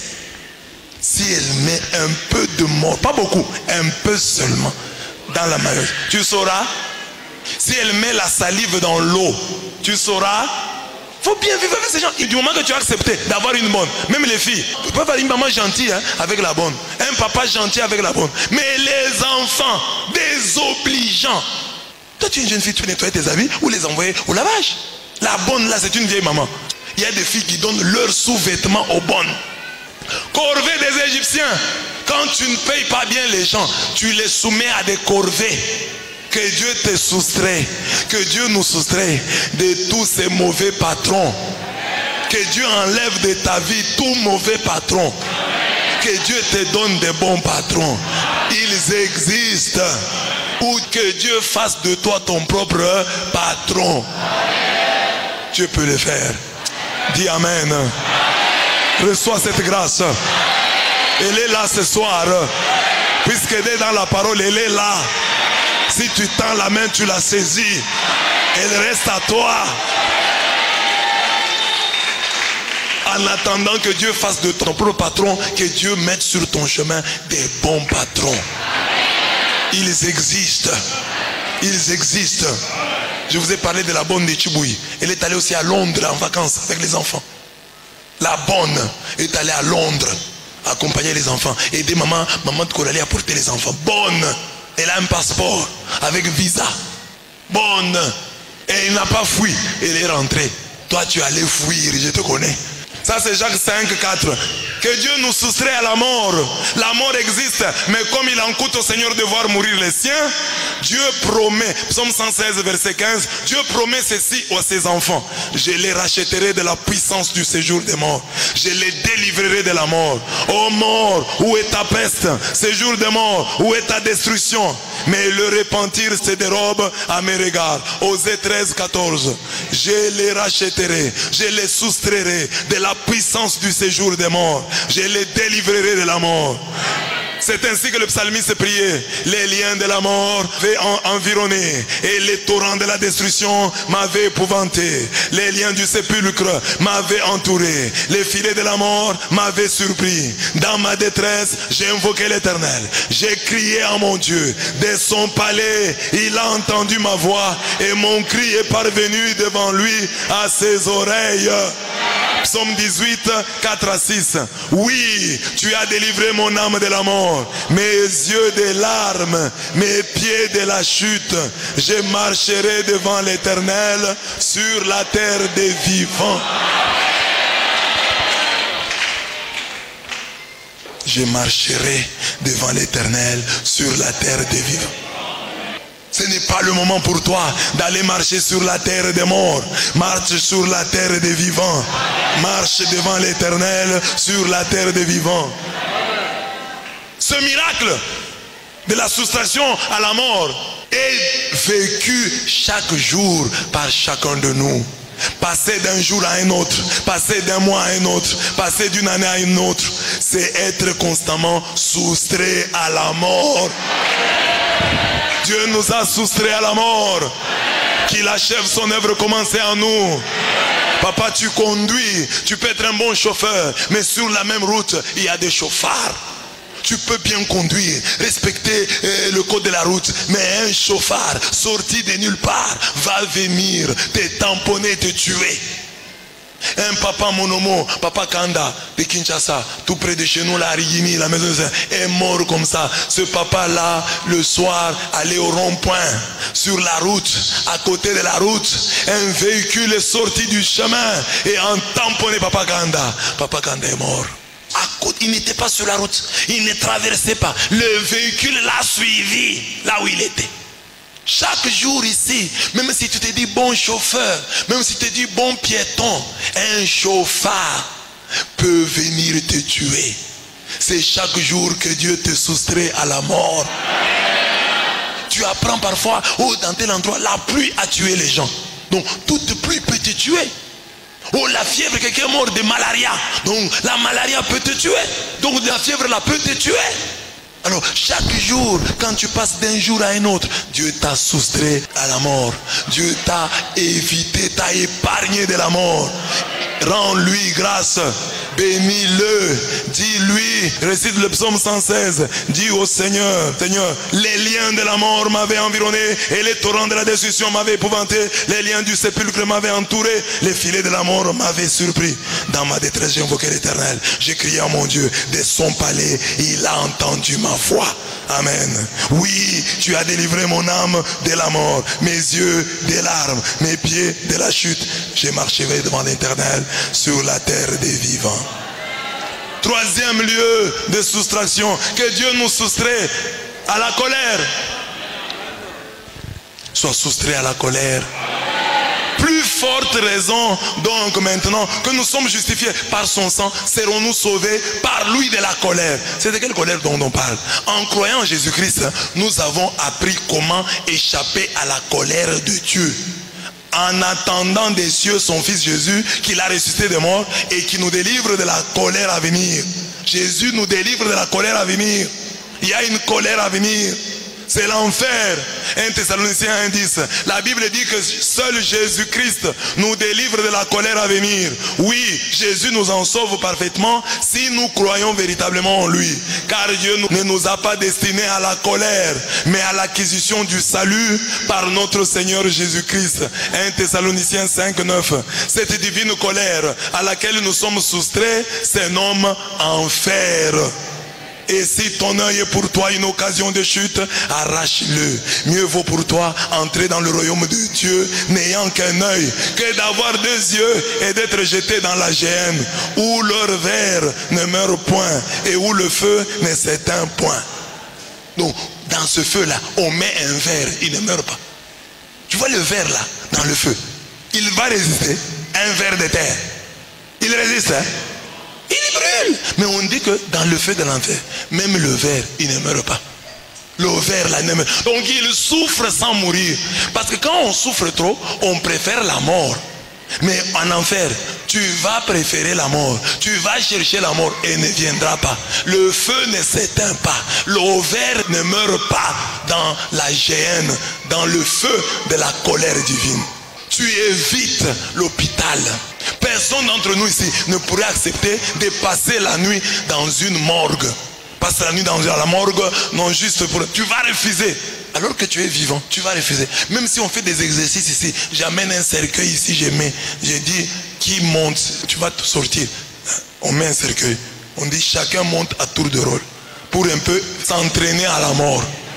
Mais on m'a dit que dans une culture, donc le meilleur cadeau qu'un enfant puisse faire à son père, c'est lui payer un cercueil de son vivant. Ah, les papas disent, il faut que je voie mon cercueil. Il ne faut pas quand même que je meure, je ne vois pas les types de cercueils dans lesquels vous allez me mettre. Voilà la culture. Donc, quand un enfant paie à son papa le cercueil, le papa met le cercueil dans la maison. Chaque fois, il dit, ah, c'est ici qu'on va me mettre. C'est bon. Mon enfant m'a déjà payé mon cercueil. Il sait au moins le cercueil dans lequel on le mettra. Mais toi, tu ne veux même pas penser à ça. Si un enfant fait ça, te paye le cercueil. Amen. Donc tu ne veux même pas passer quelques secondes alors que tu te sais vivant. Passer des secondes dans le cercueil, tu refuses. Passer même la nuit près d'un cimetière, tu refuses. Mais maintenant, l'enfer. L'enfer c'est pire. Tu n'as pas peur d'aller en enfer. Si tu meurs aujourd'hui dans cet état de péché dans lequel tu vas où? Avec cette rancœur là, cette haine, cette méchanceté. Tu vas aller où? En enfer. Ou tout au moins au purgatoire. Mais même au purgatoire, ce n'est pas bon d'aller au purgatoire. Hein? Ceux qui veulent aller au purgatoire, qui viennent, amène la bougie là. Amène-moi la bougie. Voilà. Richard, toi le courageux, viens. Richard le courageux. Mets ta main. Comme ça, tourne. Comme ça. Mets comme ça.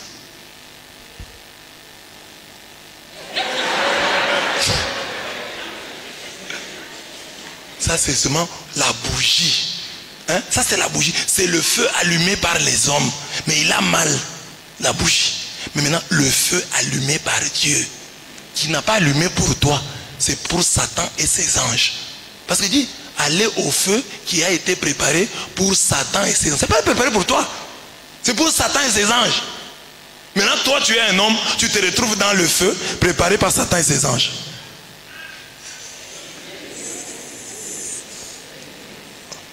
Ça tue. Ça fait mal, mais ça ne tue pas. Mais on dit que le feu de l'enfer, c'est plus que ça. Maintenant, on va passer à la deuxième vitesse. On va mettre ça dans ton ventre là. Tu vas rester avec ça. Je vais mettre ça, j'accroche ça à ton pantalon et tu restes assis comme ça te brûle. Ça va? Ça n'ira pas. Ça c'est le feu allumé par les hommes. Maintenant le feu de l'enfer, c'est juste une image. Et ça veut dire que, on dit le feu, c'est pas un feu physique comme ça. C'est-à-dire une souffrance terrible. Mais on dit éternelle. Ce n'est pas que tu souffres un peu, 2 jours après tu meurs. Non, éternellement. Tu dois souffrir. Le feu allumé par Dieu. Pas pour les hommes, mais pour Satan et ses anges. Mais toi tu te retrouves dans le feu d'autrui, de Satan et de ses anges. Crains l'enfer. Ça existe, on ne te trompe pas. Oh, l'enfer c'est une invention pour nous effrayer. Ce n'est pas pour vous effrayer. C'est peut-être pas un enfer de flammes comme ça. Ça veut dire que tu vas souffrir. Parce que ça, ici sur terre, l'enfer c'est quoi? C'est l'absence de Dieu.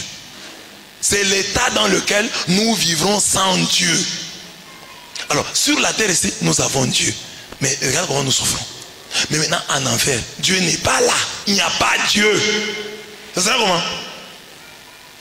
Quand Dieu est là, à cause de nos péchés, nous souffrons quand même. Mais maintenant, Dieu n'est pas là. C'est comment? Et toi, tu blagues.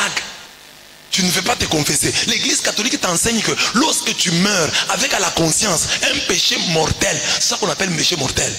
Tu as violé un des 10 commandements. Tu as couché avec une femme, tu as couché avec un homme. Tu ne te confesses pas, tu meurs avec ce péché-là à la conscience. L'église à laquelle tu crois, l'église dans laquelle tu pries, elle dit que dès que tu meurs avec à la conscience un péché mortel, tu as violé un des 10 commandements, tu vas directement en enfer. Les gens qui vont au purgatoire, ce sont des saints hein, que Dieu purifie. C'est-à-dire comme Isaïe, il vivait au milieu d'un peuple aux lèvres impures.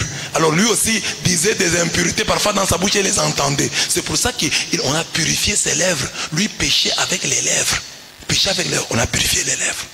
Peut-être lui arriver de se fâcher et de sortir un gros mot. C'est ça.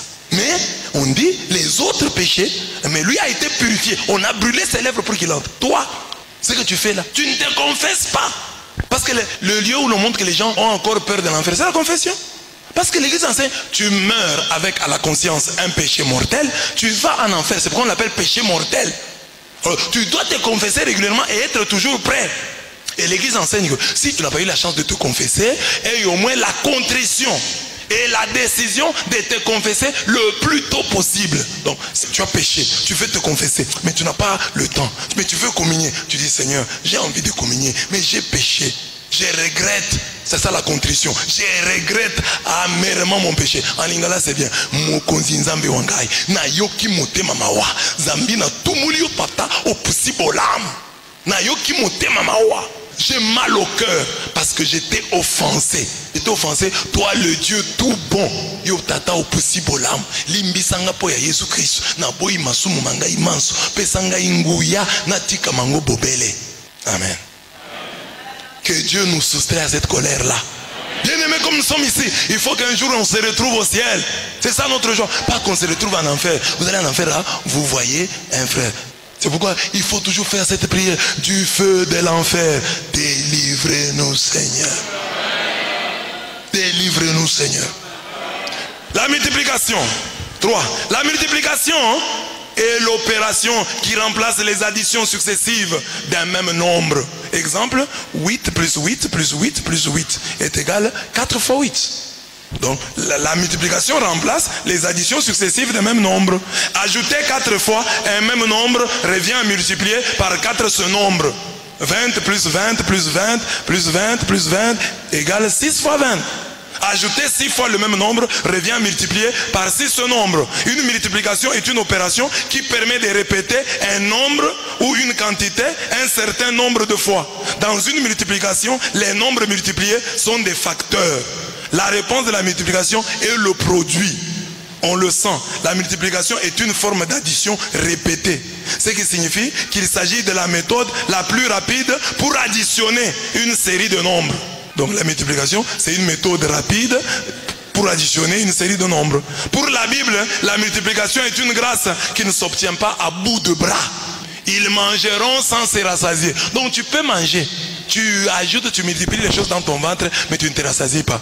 Et puis, ils se prostitueront sans multiplier. Ils se prostitueront sans multiplier. Donc c'est pas à bout des bras. Parce qu'ils ont abandonné l'Éternel et ses commandements. C'est pas au bout des bras. Hein? Oh non, je me suis prostitué. Tu ne te prostitueras sans multiplier. Tu mangeras sans te rassasier. Pourquoi? Parce que tu as abandonné l'Éternel et ses commandements. La multiplication des signes et des prodiges. C'est ça la fin. N'oubliez pas, soustraction de quoi? Que Dieu nous soustrait à quoi? La corvée des Égyptiens. Que Dieu nous soustrait à quoi? À la mort. Que Dieu enfin nous soustrait à quoi? À la colère, de l'enfer. Maintenant ici nous sommes la multiplication. Que Dieu multiplie les signes et les prodiges. Lui-même il dit, Exode 7:3, et je multiplierai mes signes et mes miracles dans le pays d'Égypte. Dites Amen. Et je multiplierai mes signes et mes miracles dans le pays du Congo, dans le diocèse de Mbujimaï, dans la ville de Mbujimaï, à la paroisse universitaire, à la prière de vendredi. Je multiplierai mes signes et mes prodiges dans le pays d'Égypte. En faisant cette promesse, Dieu nous promet d'additionner rapidement ces miracles. Quand il dit multiplier, c'est une addition mais rapide. D'additionner rapidement ces miracles et ces prodiges contre nos ennemis et pour nous. Dans notre vie, nous avons besoin de cette addition en mode accéléré. Tu n'as pas besoin seulement qu'on ajoute, parce que quand il dit ajoute un autre, ça dit il va ajouter un autre. Il n'a même pas demandé de jumeaux, ajoute un autre. Ça dit Dieu va lui donner Benjamin. Et nous savons qu'elle est morte au moment de le mettre au monde. Alors moi je veux que Dieu multiplie. Addition accélérée. Addition en mode accéléré, le mode, en mode accéléré. Voici les jours viennent, dit l'Éternel, où le laboureur suivra de près le moissonneur, et celui qui foule le raisin, celui qui répand la semence, où le vin nouveau ruissellera des montagnes et coulera de toutes les collines. Dieu dit qu'il va mettre de la vitesse dans ses promesses. Le laboureur suivra de près le moissonneur. Donc tu laboures et derrière toi il y a un moissonneur. Tu n'auras pas à attendre des années. Que Dieu mette de la vitesse. Que Dieu mette, ajoute des grâces, mais en mode accéléré. Qu'il multiplie. Au lieu de faire 20 plus 20 plus 20 plus 20 plus 26 fois, qui se fait 20 fois 6. Directement 120. Amen. 20 plus 20. Ça prend du temps. Ça nous prend du temps. Nous voulons aller vite. 20 plus 20 plus 20 plus 20 plus 20. C'est du temps, non? 20 fois 6, 120. Amen. 20 fois 6, 120. Amen. Pour avoir trop traîné dans la misère, nous cherchons plus la multiplication que son addition. Nous cherchons le bonheur dans sa multiplication et non dans son addition. Que Dieu ne nous ajoute pas un bonheur, parce que nous sommes des malheurs. Qu'il multiplie. La lumière de la lune sera comme la lumière du soleil. Et la lumière du soleil sera 7 fois plus grande comme la lumière de 7 jours. 7 fois plus grande. C'est la multiplication. Lorsque l'Éternel bandera la blessure de son peuple et qu'il guérira la plaie de ses coups. Que la lumière du jour soit multipliée par 7. Amen. Que Dieu te donne les centuples. Qu'il te donne les sextuples. Qu'il fasse 7 fois, 100 fois. Parce que l'addition va nous prendre 100 fois. Donc tu as donné $100, que Dieu te donne les centuples, c'est-à-dire 100 fois 100 fois 100. 100 fois 100. Les centuples, 100 fois 100. Amen. Est-ce que tu crois en cela? Tu crois en cela? qu'il multiplie ses signes et ses prodiges. Que le miracle t'accompagne. Ne sois pas l'homme d'un miracle. Oh, j'ai mon miracle, Dieu m'a donné des enfants. C'est vraiment ça. Non, que Dieu qui t'a donné des enfants te donne aussi de l'argent. Ne sois pas l'homme des miracles. Il dit, je vais multiplier les signes et les prodiges. Les signes et les prodiges. Déjà les signes sont au pluriel et les prodiges sont... Toi tu n'as qu'un miracle. J'ai mis au monde. Tu n'as qu'un miracle. J'ai eu mon mariage. Tu n'as qu'un miracle. J'ai eu mon travail. Que Dieu multiplie les signes et les prodiges. Que Dieu multiplie dans ta vie les signes et les prodiges. Que tu aies les miracles ici, les miracles là-bas. Les miracles ici, les miracles là-bas. Pas seulement un seul miracle, l'homme d'un seul miracle. C'est quel est le miracle de ta vie? Les enfants. Quel est le miracle de ta vie? Les mariages. Quel est le miracle de ta vie? L'intelligence. C'est tout. Car l'intelligence, Dieu ajoute la réussite. La multiplication des amis. La parole agréable attire de nombreux amis. La parole agréable multiplie les amis. Le langage aimable attire de nombreuses gentillesses. Siracide 6, 5. Et 6 dit que soient nombreuses tes relations. Nous nous faisons trop d'ennemis à cause de nos mauvaises paroles. Il est temps pour nous de multiplier nos relations grâce à notre bouche d'or. Regarde ton voisin, appelle-le bouche d'or. Que Dieu te donne la bouche. Que Dieu te donne la bouche. Pour multiplier les amis, pour multiplier les relations.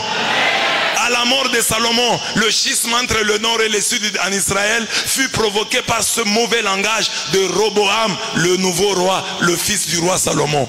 Quand on vient lui dire, papa était un constructeur, il nous a fait payer les taxes, il nous a fait travailler. Maintenant nous venons près de toi, la maison de Dieu est finie. Tu vas continuer comme ton père ou tu vas changer? Il demande au vieux, le vieux lui dit non, dis-leur que je vais changer. Parle-leur gentiment. Ah, il n'est pas content du conseil des vieux. Il va demander à ses amis d'enfance. Le peuple me dit, bon, mon papa les a fait souffrir, je leur donne quelle réponse? Écoutez ses jeunes amis, les gens de son âge, le conseil qu'il lui donne, il dit, dis-leur, mon petit doigt est plus gros que les reins de mon père. Maintenant, mon père vous a chargé d'un joug pesant. Et moi, je vous le rendrai plus pesant. Mon père vous a châtié avec des fouets. Et moi, je vous châtierai avec des scorpions. Vous allez souffrir. Mais c'était un roi. Il a mal parlé.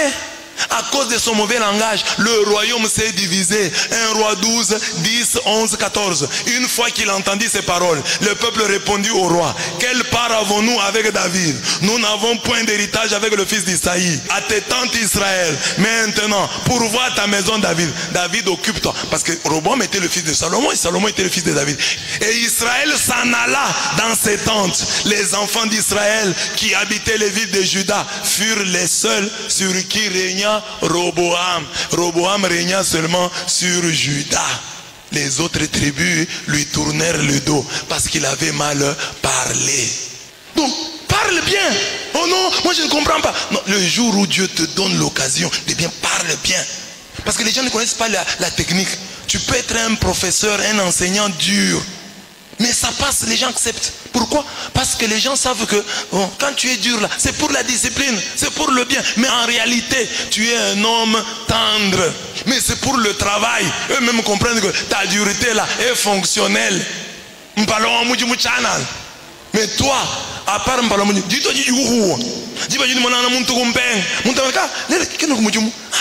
même en dehors du travail, tu es toujours fâché.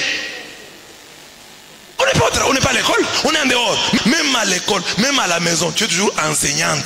Hey, distance. Il reste moins de dire à ton mari, distance. Fixe. Amen. Amen.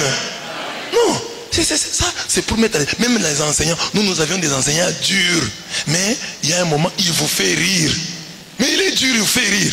Vous comprenez, non? Ça c'est pour le travail, c'est pour la discipline. Mais il rit aussi aux éclats, il est bien avec vous. Ah, il est bon. Mais là, il s'est fâché parce que nous avons mal agi. Mais toi, tu es toujours fâché. Toi, ton problème, c'est ton technique de gestion. C'est-à-dire, tu dis d'abord dans ta tête, si je ris avec ces gens, ils vont se jouer de moi. Et tu viens comme ça, tu ne ris pas. Et mais tu vas avoir des relations avec cette tête-là. Amen. Dis à ton voisin, tu n'auras pas de relations avec une tête pareille, avec un langage pareil. Parle. Parle. Sois un semeur de joie. Sème la joie. Que Dieu multipliera tes relations. Et dans la multiplicité des relations, bien-aimées, tu trouveras une autre relation. Et de cette relation, une autre viendra. Et tu auras une relation solution. C'est une grâce que Dieu multiplie tes relations. Que Dieu multiplie tes relations. Mais toi aussi, soigne ton langage. Parle bien. Ne parle pas comme Roboam. Ne parle pas comme Roboam. Parle bien. Mais maintenant, toi, dans ta formation, on t'a formé comme ça. Tu es fâché contre les chefs. Tu es déjà opposant dès le départ, par principe. Tu ne supportes pas l'autorité. Tu as commencé ça à Chikam. Tu as commencé ça à l'UOM. Dès que tu vois un enseignant, il t'énerve. Les recteurs t'énervent. Tu as envie de lui lancer une pierre. C'est ça. Tu as cette tendance-là. Tu es comme ça. Alors, tu grandis, maintenant tu travailles quelque part. Tu as amené ces histoires-là du campus. Tu as amené ça au travail. Et tu rates les opportunités. Ah, tu dis les autres sont des flatteurs. Et toi, tu te glorifies d'avoir une forte personnalité. Moi, j'ai une très forte personnalité. Tu es mal éduqué. C'est pas une forte personnalité. Tu es mal éduqué et tu es imprudent. Tu ne sais pas saisir les opportunités. Le chef est bien habillé. Le chef a fait un bon discours. Le chef a fait un bon travail. Le chef travaille bien. Tu n'as pas la force de le reconnaître. Reconnais. Chef, vous êtes bien habillé. Chef, vous avez bien parlé. Votre discours, très bien. Tu ne perds rien. Oh non, moi je ne peux pas faire ça. Moi j'ai une forte personnalité. Moi je ne suis pas un flatteur. Je ne flatte pas les gens. C'est ça, flatter les gens. Reconnaître leur mérite, c'est flatter. S'il a fait un mauvais discours et toi tu dis il a fait un bon, ça c'est la flatterie. Mais s'il a fait, il est bien habillé. Il est mal habillé, toi tu dis il est bien habillé. Ça c'est de la flatterie. Mais quand il est bien habillé, il est bien habillé. Reconnais-le. Amen. Regarde ton chef. Fais comme si c'est lui qui est à côté de toi. C'est ton chef. Dis-lui, chef, vraiment, vous êtes bien habillé. Hein? Chef, vous avez bien parlé. Hein? Exercice. Moi, je n'élève que Jésus-Christ de Nazareth. Les hommes de la terre ici, moi, je ne peux pas les élever. J'élève seulement. Tu es impoli, mais ton impolitesse, tu lui donnes un revêtement spirituel. La multiplication permanente. Il y a des populations, des familles que les maladies déciment. Tu veux voir une famille comme ça? Et la famille, il reste seulement un seul descendant. La famille est décimée. Ça arrive. Une population décimée. Elle n'existe plus. En voie de disparition. C'est ainsi que nous voulons la grâce de la multiplication permanente pour nos familles, nos peuples, notre église. Alors, écoutez la promesse de Dieu. Alors, je les ferai revenir dans le pays que j'ai promis par serment à leur père, Abraham, Isaac et Jacob. Et ils y seront maîtres. Je les multiplierai. Ils ne diminueront plus. Ne diminuez pas. Ne diminuez pas. Baruch 2, 34. Cette multiplication doit résister comme Israël en Égypte à la pire des persécutions. Même si on vous persécute, soyez comme Israël en Égypte. Plus il l'affligeait, plus les Égyptiens affligeaient Israël, et plus Israël multipliait et croissait en toute abondance. C'est pourquoi il haïssait les enfants d'Israël. On vous fait souffrir, multipliez-vous. Multipliez-vous. Oh, comment on nous fait souffrir? Multipliez-vous. Ce sera votre force. Ce sera votre force. Et ce que j'ai dit aux gens du Kassai, multipliez-vous. C'est votre force. Les autres vous critiquent. Comme moi ici, je vous donne tous les enfants que j'allais mettre au monde. Mettez-les au monde à ma place. Tous les enfants des prêtres, mettez-les au monde. On vous le... Vous avez déjà perdu beaucoup d'enfants avec nous ici qui sommes devenus prêtres. Alors récupérez. Donc quand tu avais dit de mettre au monde 5 enfants, ajoute le 6e, dit c'est pour l'abbé Blaise. Oh non, non, multipliez-vous.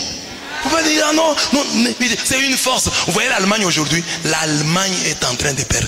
L'Allemagne est en train de devenir turque. La France est en train de devenir arabe. Vous allez voir des Français, de plus en plus de Français qui s'appellent Mohamed. Des Français qui s'appellent Mohamed. Parce que pourquoi? Parce que les Français là, les Henri Lafesse ne peut pas mettre au monde. Alors il faut, maintenant les Mohamed sont là, ils sont polygames, ils ont 2 femmes, ils en ont 3 et ils mettent au monde, des petits Français. La loi française dit, un enfant qui naît là-bas, c'est un Français. Donc Mohamed, Abdallah, Ibrahim, il est français. Et vous allez voir, dans les années à venir, on aura un président français du nom d'Ibrahim Mohamed Abdallah. Parce qu'ils ne veulent pas mettre au monde. Ils ne veulent pas mettre au monde. Oh non, je vais avoir... J'ai rencontré une dame espagnole qui me dit qu'elle avait 10 chiens. Elle me dit, je préfère avoir des chiens que des enfants. J'ai dit pourquoi? Non, non, les enfants peuvent se révolter contre moi, hein, mais les chiens ici sont très fidèles. 10 chiens. Et j'arrive dans une famille comme ça, une maman aussi, une vieille maman là. Et là, des chiots là, des petits là, c'est pas 12. Mes frères, je me mets là, ils viennent me lécher. J'ai dit, oh le pauvre Lazare. Il y a dans l'idée de la multiplication permanente la promesse de ne pas diminuer. Avant elle, il y a celle de ne pas connaître de pertes. Parce que nous cherchons la multiplication, mais en attendant, ne connaissons pas de pertes. Écoutez ce beau texte. Tes serviteurs ont fait le compte des soldats qui étaient sous nos ordres. Il ne manque pas un homme d'entre nous. À la fin de l'année, quand on va faire le compte, qu'on dise, il ne manque pas un homme d'entre nous. Que tout soit là. L'année prochaine, en 2025, à la fin de l'année, qu'on dise encore, il ne manque pas un homme d'entre nous. Nous avons compté, nous avons fait le compte des soldats qui étaient sous nos ordres et il ne manque pas un homme d'entre nous. En 2026, en 2027, en 2030, en 2040, en 2050, il ne manque pas un homme d'entre nous. Que Dieu nous garde tous. Que Dieu nous garde tous. Et que d'année en année, nous puissions toujours dire, il ne manque pas un homme d'entre nous. Avant la multiplication, que Dieu empêche les pertes. Dis à ton voisin, je ne veux pas te perdre. Avant que Dieu ne nous multiplie, hein, je ne veux pas te perdre. Que nous ne te perdions pas. Sur tous les plans. Oh, il n'est plus ma relation. Il n'est plus avec nous. Il n'est plus avec nous. Il n'est plus avec nous. Il est devenu Branamis. Elle est partie dans une secte. On l'a épousé dans une secte. Qu'il n'y ait pas de perte. Les garçons, yeah. Les garçons, yeah. Les filles, vous ne les voyez pas. Les filles, vous ne les voyez pas. Amen. Amen. Je termine. La division. La division est l'opération qui permet de partager une quantité en groupes égaux. Dans une division, le nombre divisé est le dividende et le nombre qui divise est le diviseur. Comme on dit, 50 divisé par 10. Donc 500 divisé par 10. 500 c'est dividende. 10 c'est diviseur. 50 c'est quotient. La réponse de la division est le quotient. La division des biens. Pour diviser, il faut avoir. Pour diviser, il faut avoir. Avant la division, il y a donc l'avoir. Le partage est difficile lorsqu'on n'a qu'une chose. Je n'ai qu'une chose, je vais diviser. Dans ce cas, ce qui est partagé est dénaturé. Si je vais diviser les stylos ici, donc je les coupe, je les dénature, je les détruis, je les tue. Donc il faut avoir pour pouvoir partager, pour pouvoir diviser. Il faut avoir. Sinon, si tu n'as qu'une chose à diviser, tu dois diviser la chaise. Je la dénature, ce n'est plus une chaise. Je dois diviser la maison, je dois diviser la parcelle. Je la dénature, je la tue, je la détruis. On le voit dans la vie de Jacob qui fait ce bilan. Quand il revient de chez Laban, il avait fui chez lui pour aller se cacher chez Laban. Quand il rentre, qu'est-ce qu'il dit à Dieu? Je suis trop petit pour toutes les grâces et pour toute la fidélité dont tu as usé envers ton serviteur. Car j'ai passé ce Jourdain avec mon bâton. Et maintenant, je forme 2 camps. De mes biens, de mes enfants, je peux former 2 camps. Pourquoi il parle de 2 camps? Parce qu'il va continuer. Comme il avait assez de biens, il partagea en 2 camps les gens qui étaient avec lui. Le petit et le gros bétail ainsi que les chameaux. Il se disait, si Ésaü, son frère, attaque un camp et le saccage, l'autre camp pourra en réchapper. Pour partager, il faut avoir. Que Dieu te donne. Que Dieu te donne de manière que tu puisses partager. Tu puisses dire, si l'ennemi m'attaque ici, il prend ça, je reste avec ça. Donc c'est pourquoi il faut avoir plus d'un véhicule. Et plus d'un véhicule. Pour que si un véhicule tombe en panne, tu ne deviens pas piéton. Parce que celui qui n'a qu'un véhicule, dès que son véhicule tombe en panne, il devient piéton. Il faut que tu aies des véhicules. Tu aies des maisons. Parce que si tu n'as qu'une maison, on t'arrache la maison là. Tu deviens locataire. Lui dit, je peux maintenant diviser mes biens en deux. Alors je me dis, si Ésaü, mon frère, attaque un camp, l'autre camp va échapper. Que Dieu te donne des biens. Que Dieu te donne de l'avoir. Que tu aies la capacité de diviser tes biens. Que Dieu te donne des habits. Que tu n'aies pas la possibilité de compter les habits. Que tu ne connaisses pas le nombre de tes chaussures. Car tout celui qui connaît le nombre de ses chaussures n'en a pas. Qui connaît le nombre de ses pantalons n'en a pas. Demande à ton voisin, tu as combien de pantalons? Tout celui qui connaît le nombre, c'est qu'il n'en a pas. Tout celui qui connaît le nombre de ses chemises n'en a pas. Tout celui qui connaît le nombre de ses chaussures n'en a pas. Mais ceux qui en ont ne savent pas. Tu peux lui voler une paire de chaussures, il va s'en rendre compte. Parfois, il ne va même pas s'en rendre compte. Il va s'en rendre parfois une année après. Mais toi, si on te vole la chaussure, tu découvres quel jour?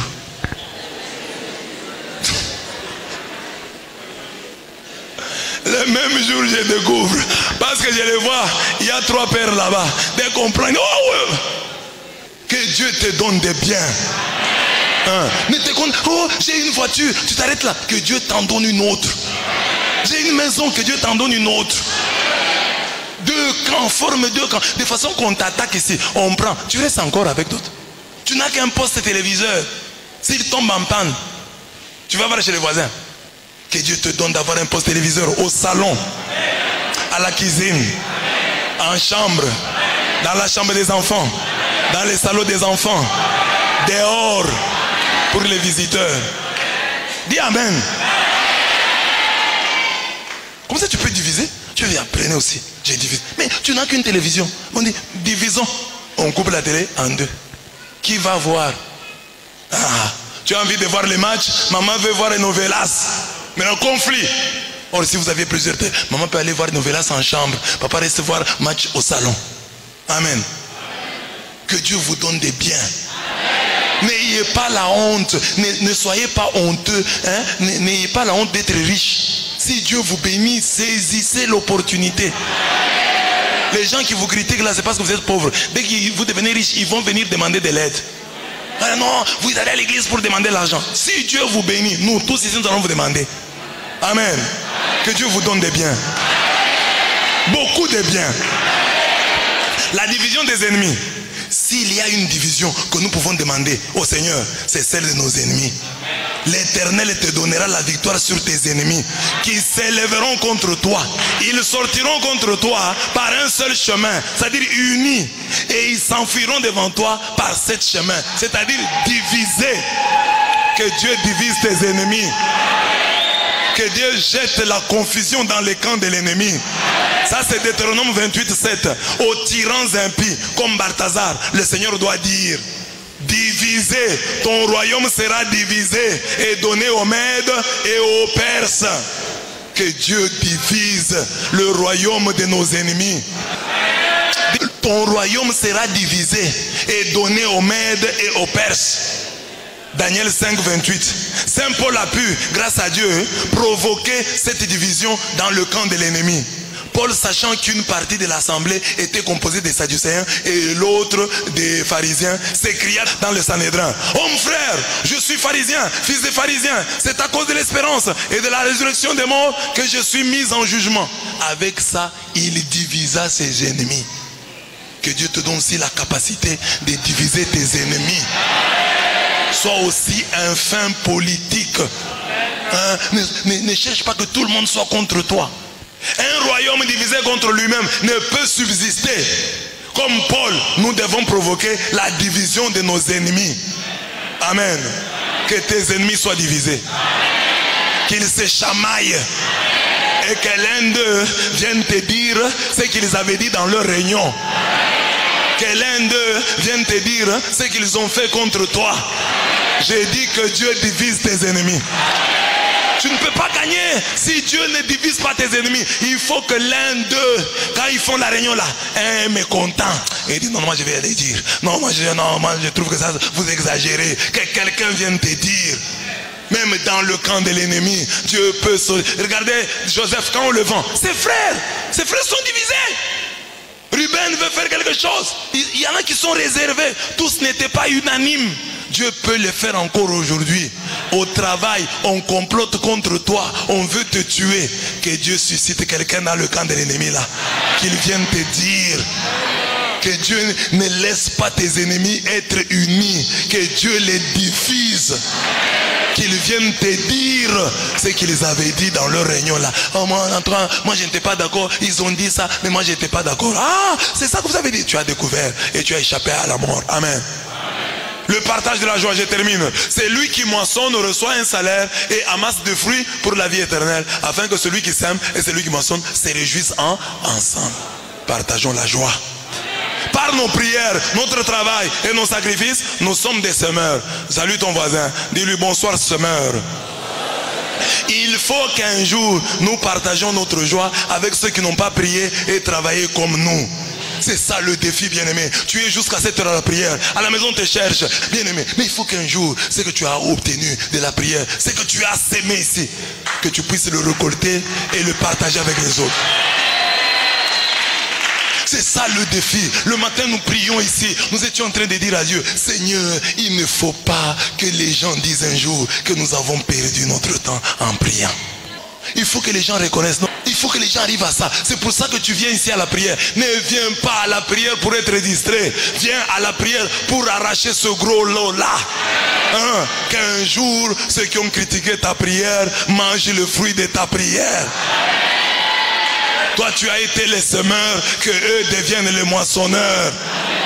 Autres les semeurs, autres les moissonneurs. Nous-mêmes déjà, il y a des choses pour lesquelles nous sommes des moissonneurs, alors que nous n'avons pas sémé. Il y a des choses, c'est papa qui a fourni des efforts, c'est maman qui a travaillé, toi tu profites. Oh, enfant Miba. Enfant Miba, c'est toi Miba. Mais c'est ton papa qui était, travaille de la Miba. Mais toi tu profites, enfant Miba. Donc papa a sémé, toi tu moissonnes. Mais il faut aussi s'aimer pour que les autres moissonnent. Tes enfants doivent moissonner. Avec tes prières, tu sèmes les graines de ta vie future, les graines de ton grand salaire, les graines de ton grand véhicule, les graines de ta grande maison. Et tes enfants vont profiter. Tu leur diras, mes enfants, c'est le fruit de mes prières. Moi j'ai été le semeur, vous êtes les moissonneurs. Luttez aussi pour être pour vos enfants des semeurs et eux des moissonneurs. Ainsi de suite, la vie est faite ainsi. Tu as été moissonneur, deviens semeur.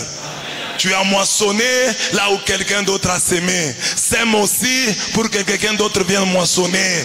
C'est ça la division. C'est ça le partage de la joie. Le partage de la joie. En effet, il y a toujours un domaine dans lequel nous sommes aussi des moissonneurs. Autres les semeurs, autres les moissonneurs. Je vous ai envoyé moissonner ce qui ne vous a coûté aucun effort. D'autres ont fait l'effort et vous en avez bénéficié. Il y a des choses dont nous bénéficions. Mais il faut aussi que les autres bénéficient des choses que nous avons sémées. C'est ça le partage, c'est ça la division. Demande à Dieu de t'accorder cela. Je suis le moissonneur. Les sacrifices du travail de prière de ma mère et de mon père. Je veux aussi devenir le semeur de fruits que mes enfants vont moissonner. Je veux être le semeur qui permettra à mes enfants d'être des moissonneurs. Je veux être ce semeur-là. J'ai récolté dans les champs de mon père, dans les champs de ma mère, les fruits de leurs efforts, les fruits de leurs sacrifices, les fruits de leurs prières. Il faut que mes enfants aussi récoltent le fruit de ma sueur, de ma prière, de mon travail. C'est ça la division. Que Dieu me donne de bien partager, que je partage les tâches, que je partage la gloire avec les autres. Fais le Seigneur, toi le Dieu de ma vie, le Dieu de la multiplication, le Dieu de la division, le Dieu de la soustraction, le Dieu de l'addition. Amen. Mets-toi debout. Bénis le Seigneur. Dis merci à Dieu parce qu'il a voulu que tu entendes cette parole ce soir. Le Dieu qui a promis d'additionner, de soustraire, de multiplier, de diviser. Ô Père des cieux, que ces opérations fondamentales existent dans ma vie. Chaque jour, ajoute, ajoute, ajoute, ajoute Seigneur, ajoute, ajoute les enfants de l'honneur, ajoute comme dédommagement. Ajoute-les un 5e comme dédommagement. Ajoute les jours et les années de ma vie. Ajoute des jours aux jours de ton serviteur. Soustrais-moi à la corvée des Égyptiens, à la mort, à la colère de l'enfer, au feu de l'enfer. Multiplie, Seigneur, les signes et prodiges, dans ma vie. Multiplie les amis, multiplie les relations, multiplie-nous permanemment. Oh Dieu de gloire, ne permets pas notre diminution, ne permets pas notre disparition. Fais en sorte qu'il ne manque personne à la fin de cette année, dans 5 ans, dans 10 ans, pour toujours, que nous soyons tous toujours là, Seigneur. Garde-nous, jusqu'à ton retour. Divise, donne-nous les biens que nous pouvons diviser en plusieurs camps, en plusieurs parties. Que si on attaque un camp, nous puissions rester avec un autre. Divise nos ennemis. Sème de la confusion entre eux. Qu'ils ne soient pas unis. Que leur royaume soit divisé. Que leur royaume soit divisé. Que leur royaume soit divisé. Un royaume divisé contre lui-même ne peut subsister. Que les sorciers, que tous ceux qui nous combattent se divisent. Divise-les, Seigneur. Oh, donne-nous la joie du partage. La joie du partage. Nous sommes des semeurs. Nous voulons être des moissonneurs. Nous sommes des moissonneurs. Nous voulons être des semeurs pour les autres. Aide-nous, Seigneur. Toi qui es Dieu, maintenant et pour les siècles des siècles. Amen. Tous ensemble disons merci Seigneur Jésus-Christ. Merci Seigneur Jésus-Christ. Nous l'acclamons très fort.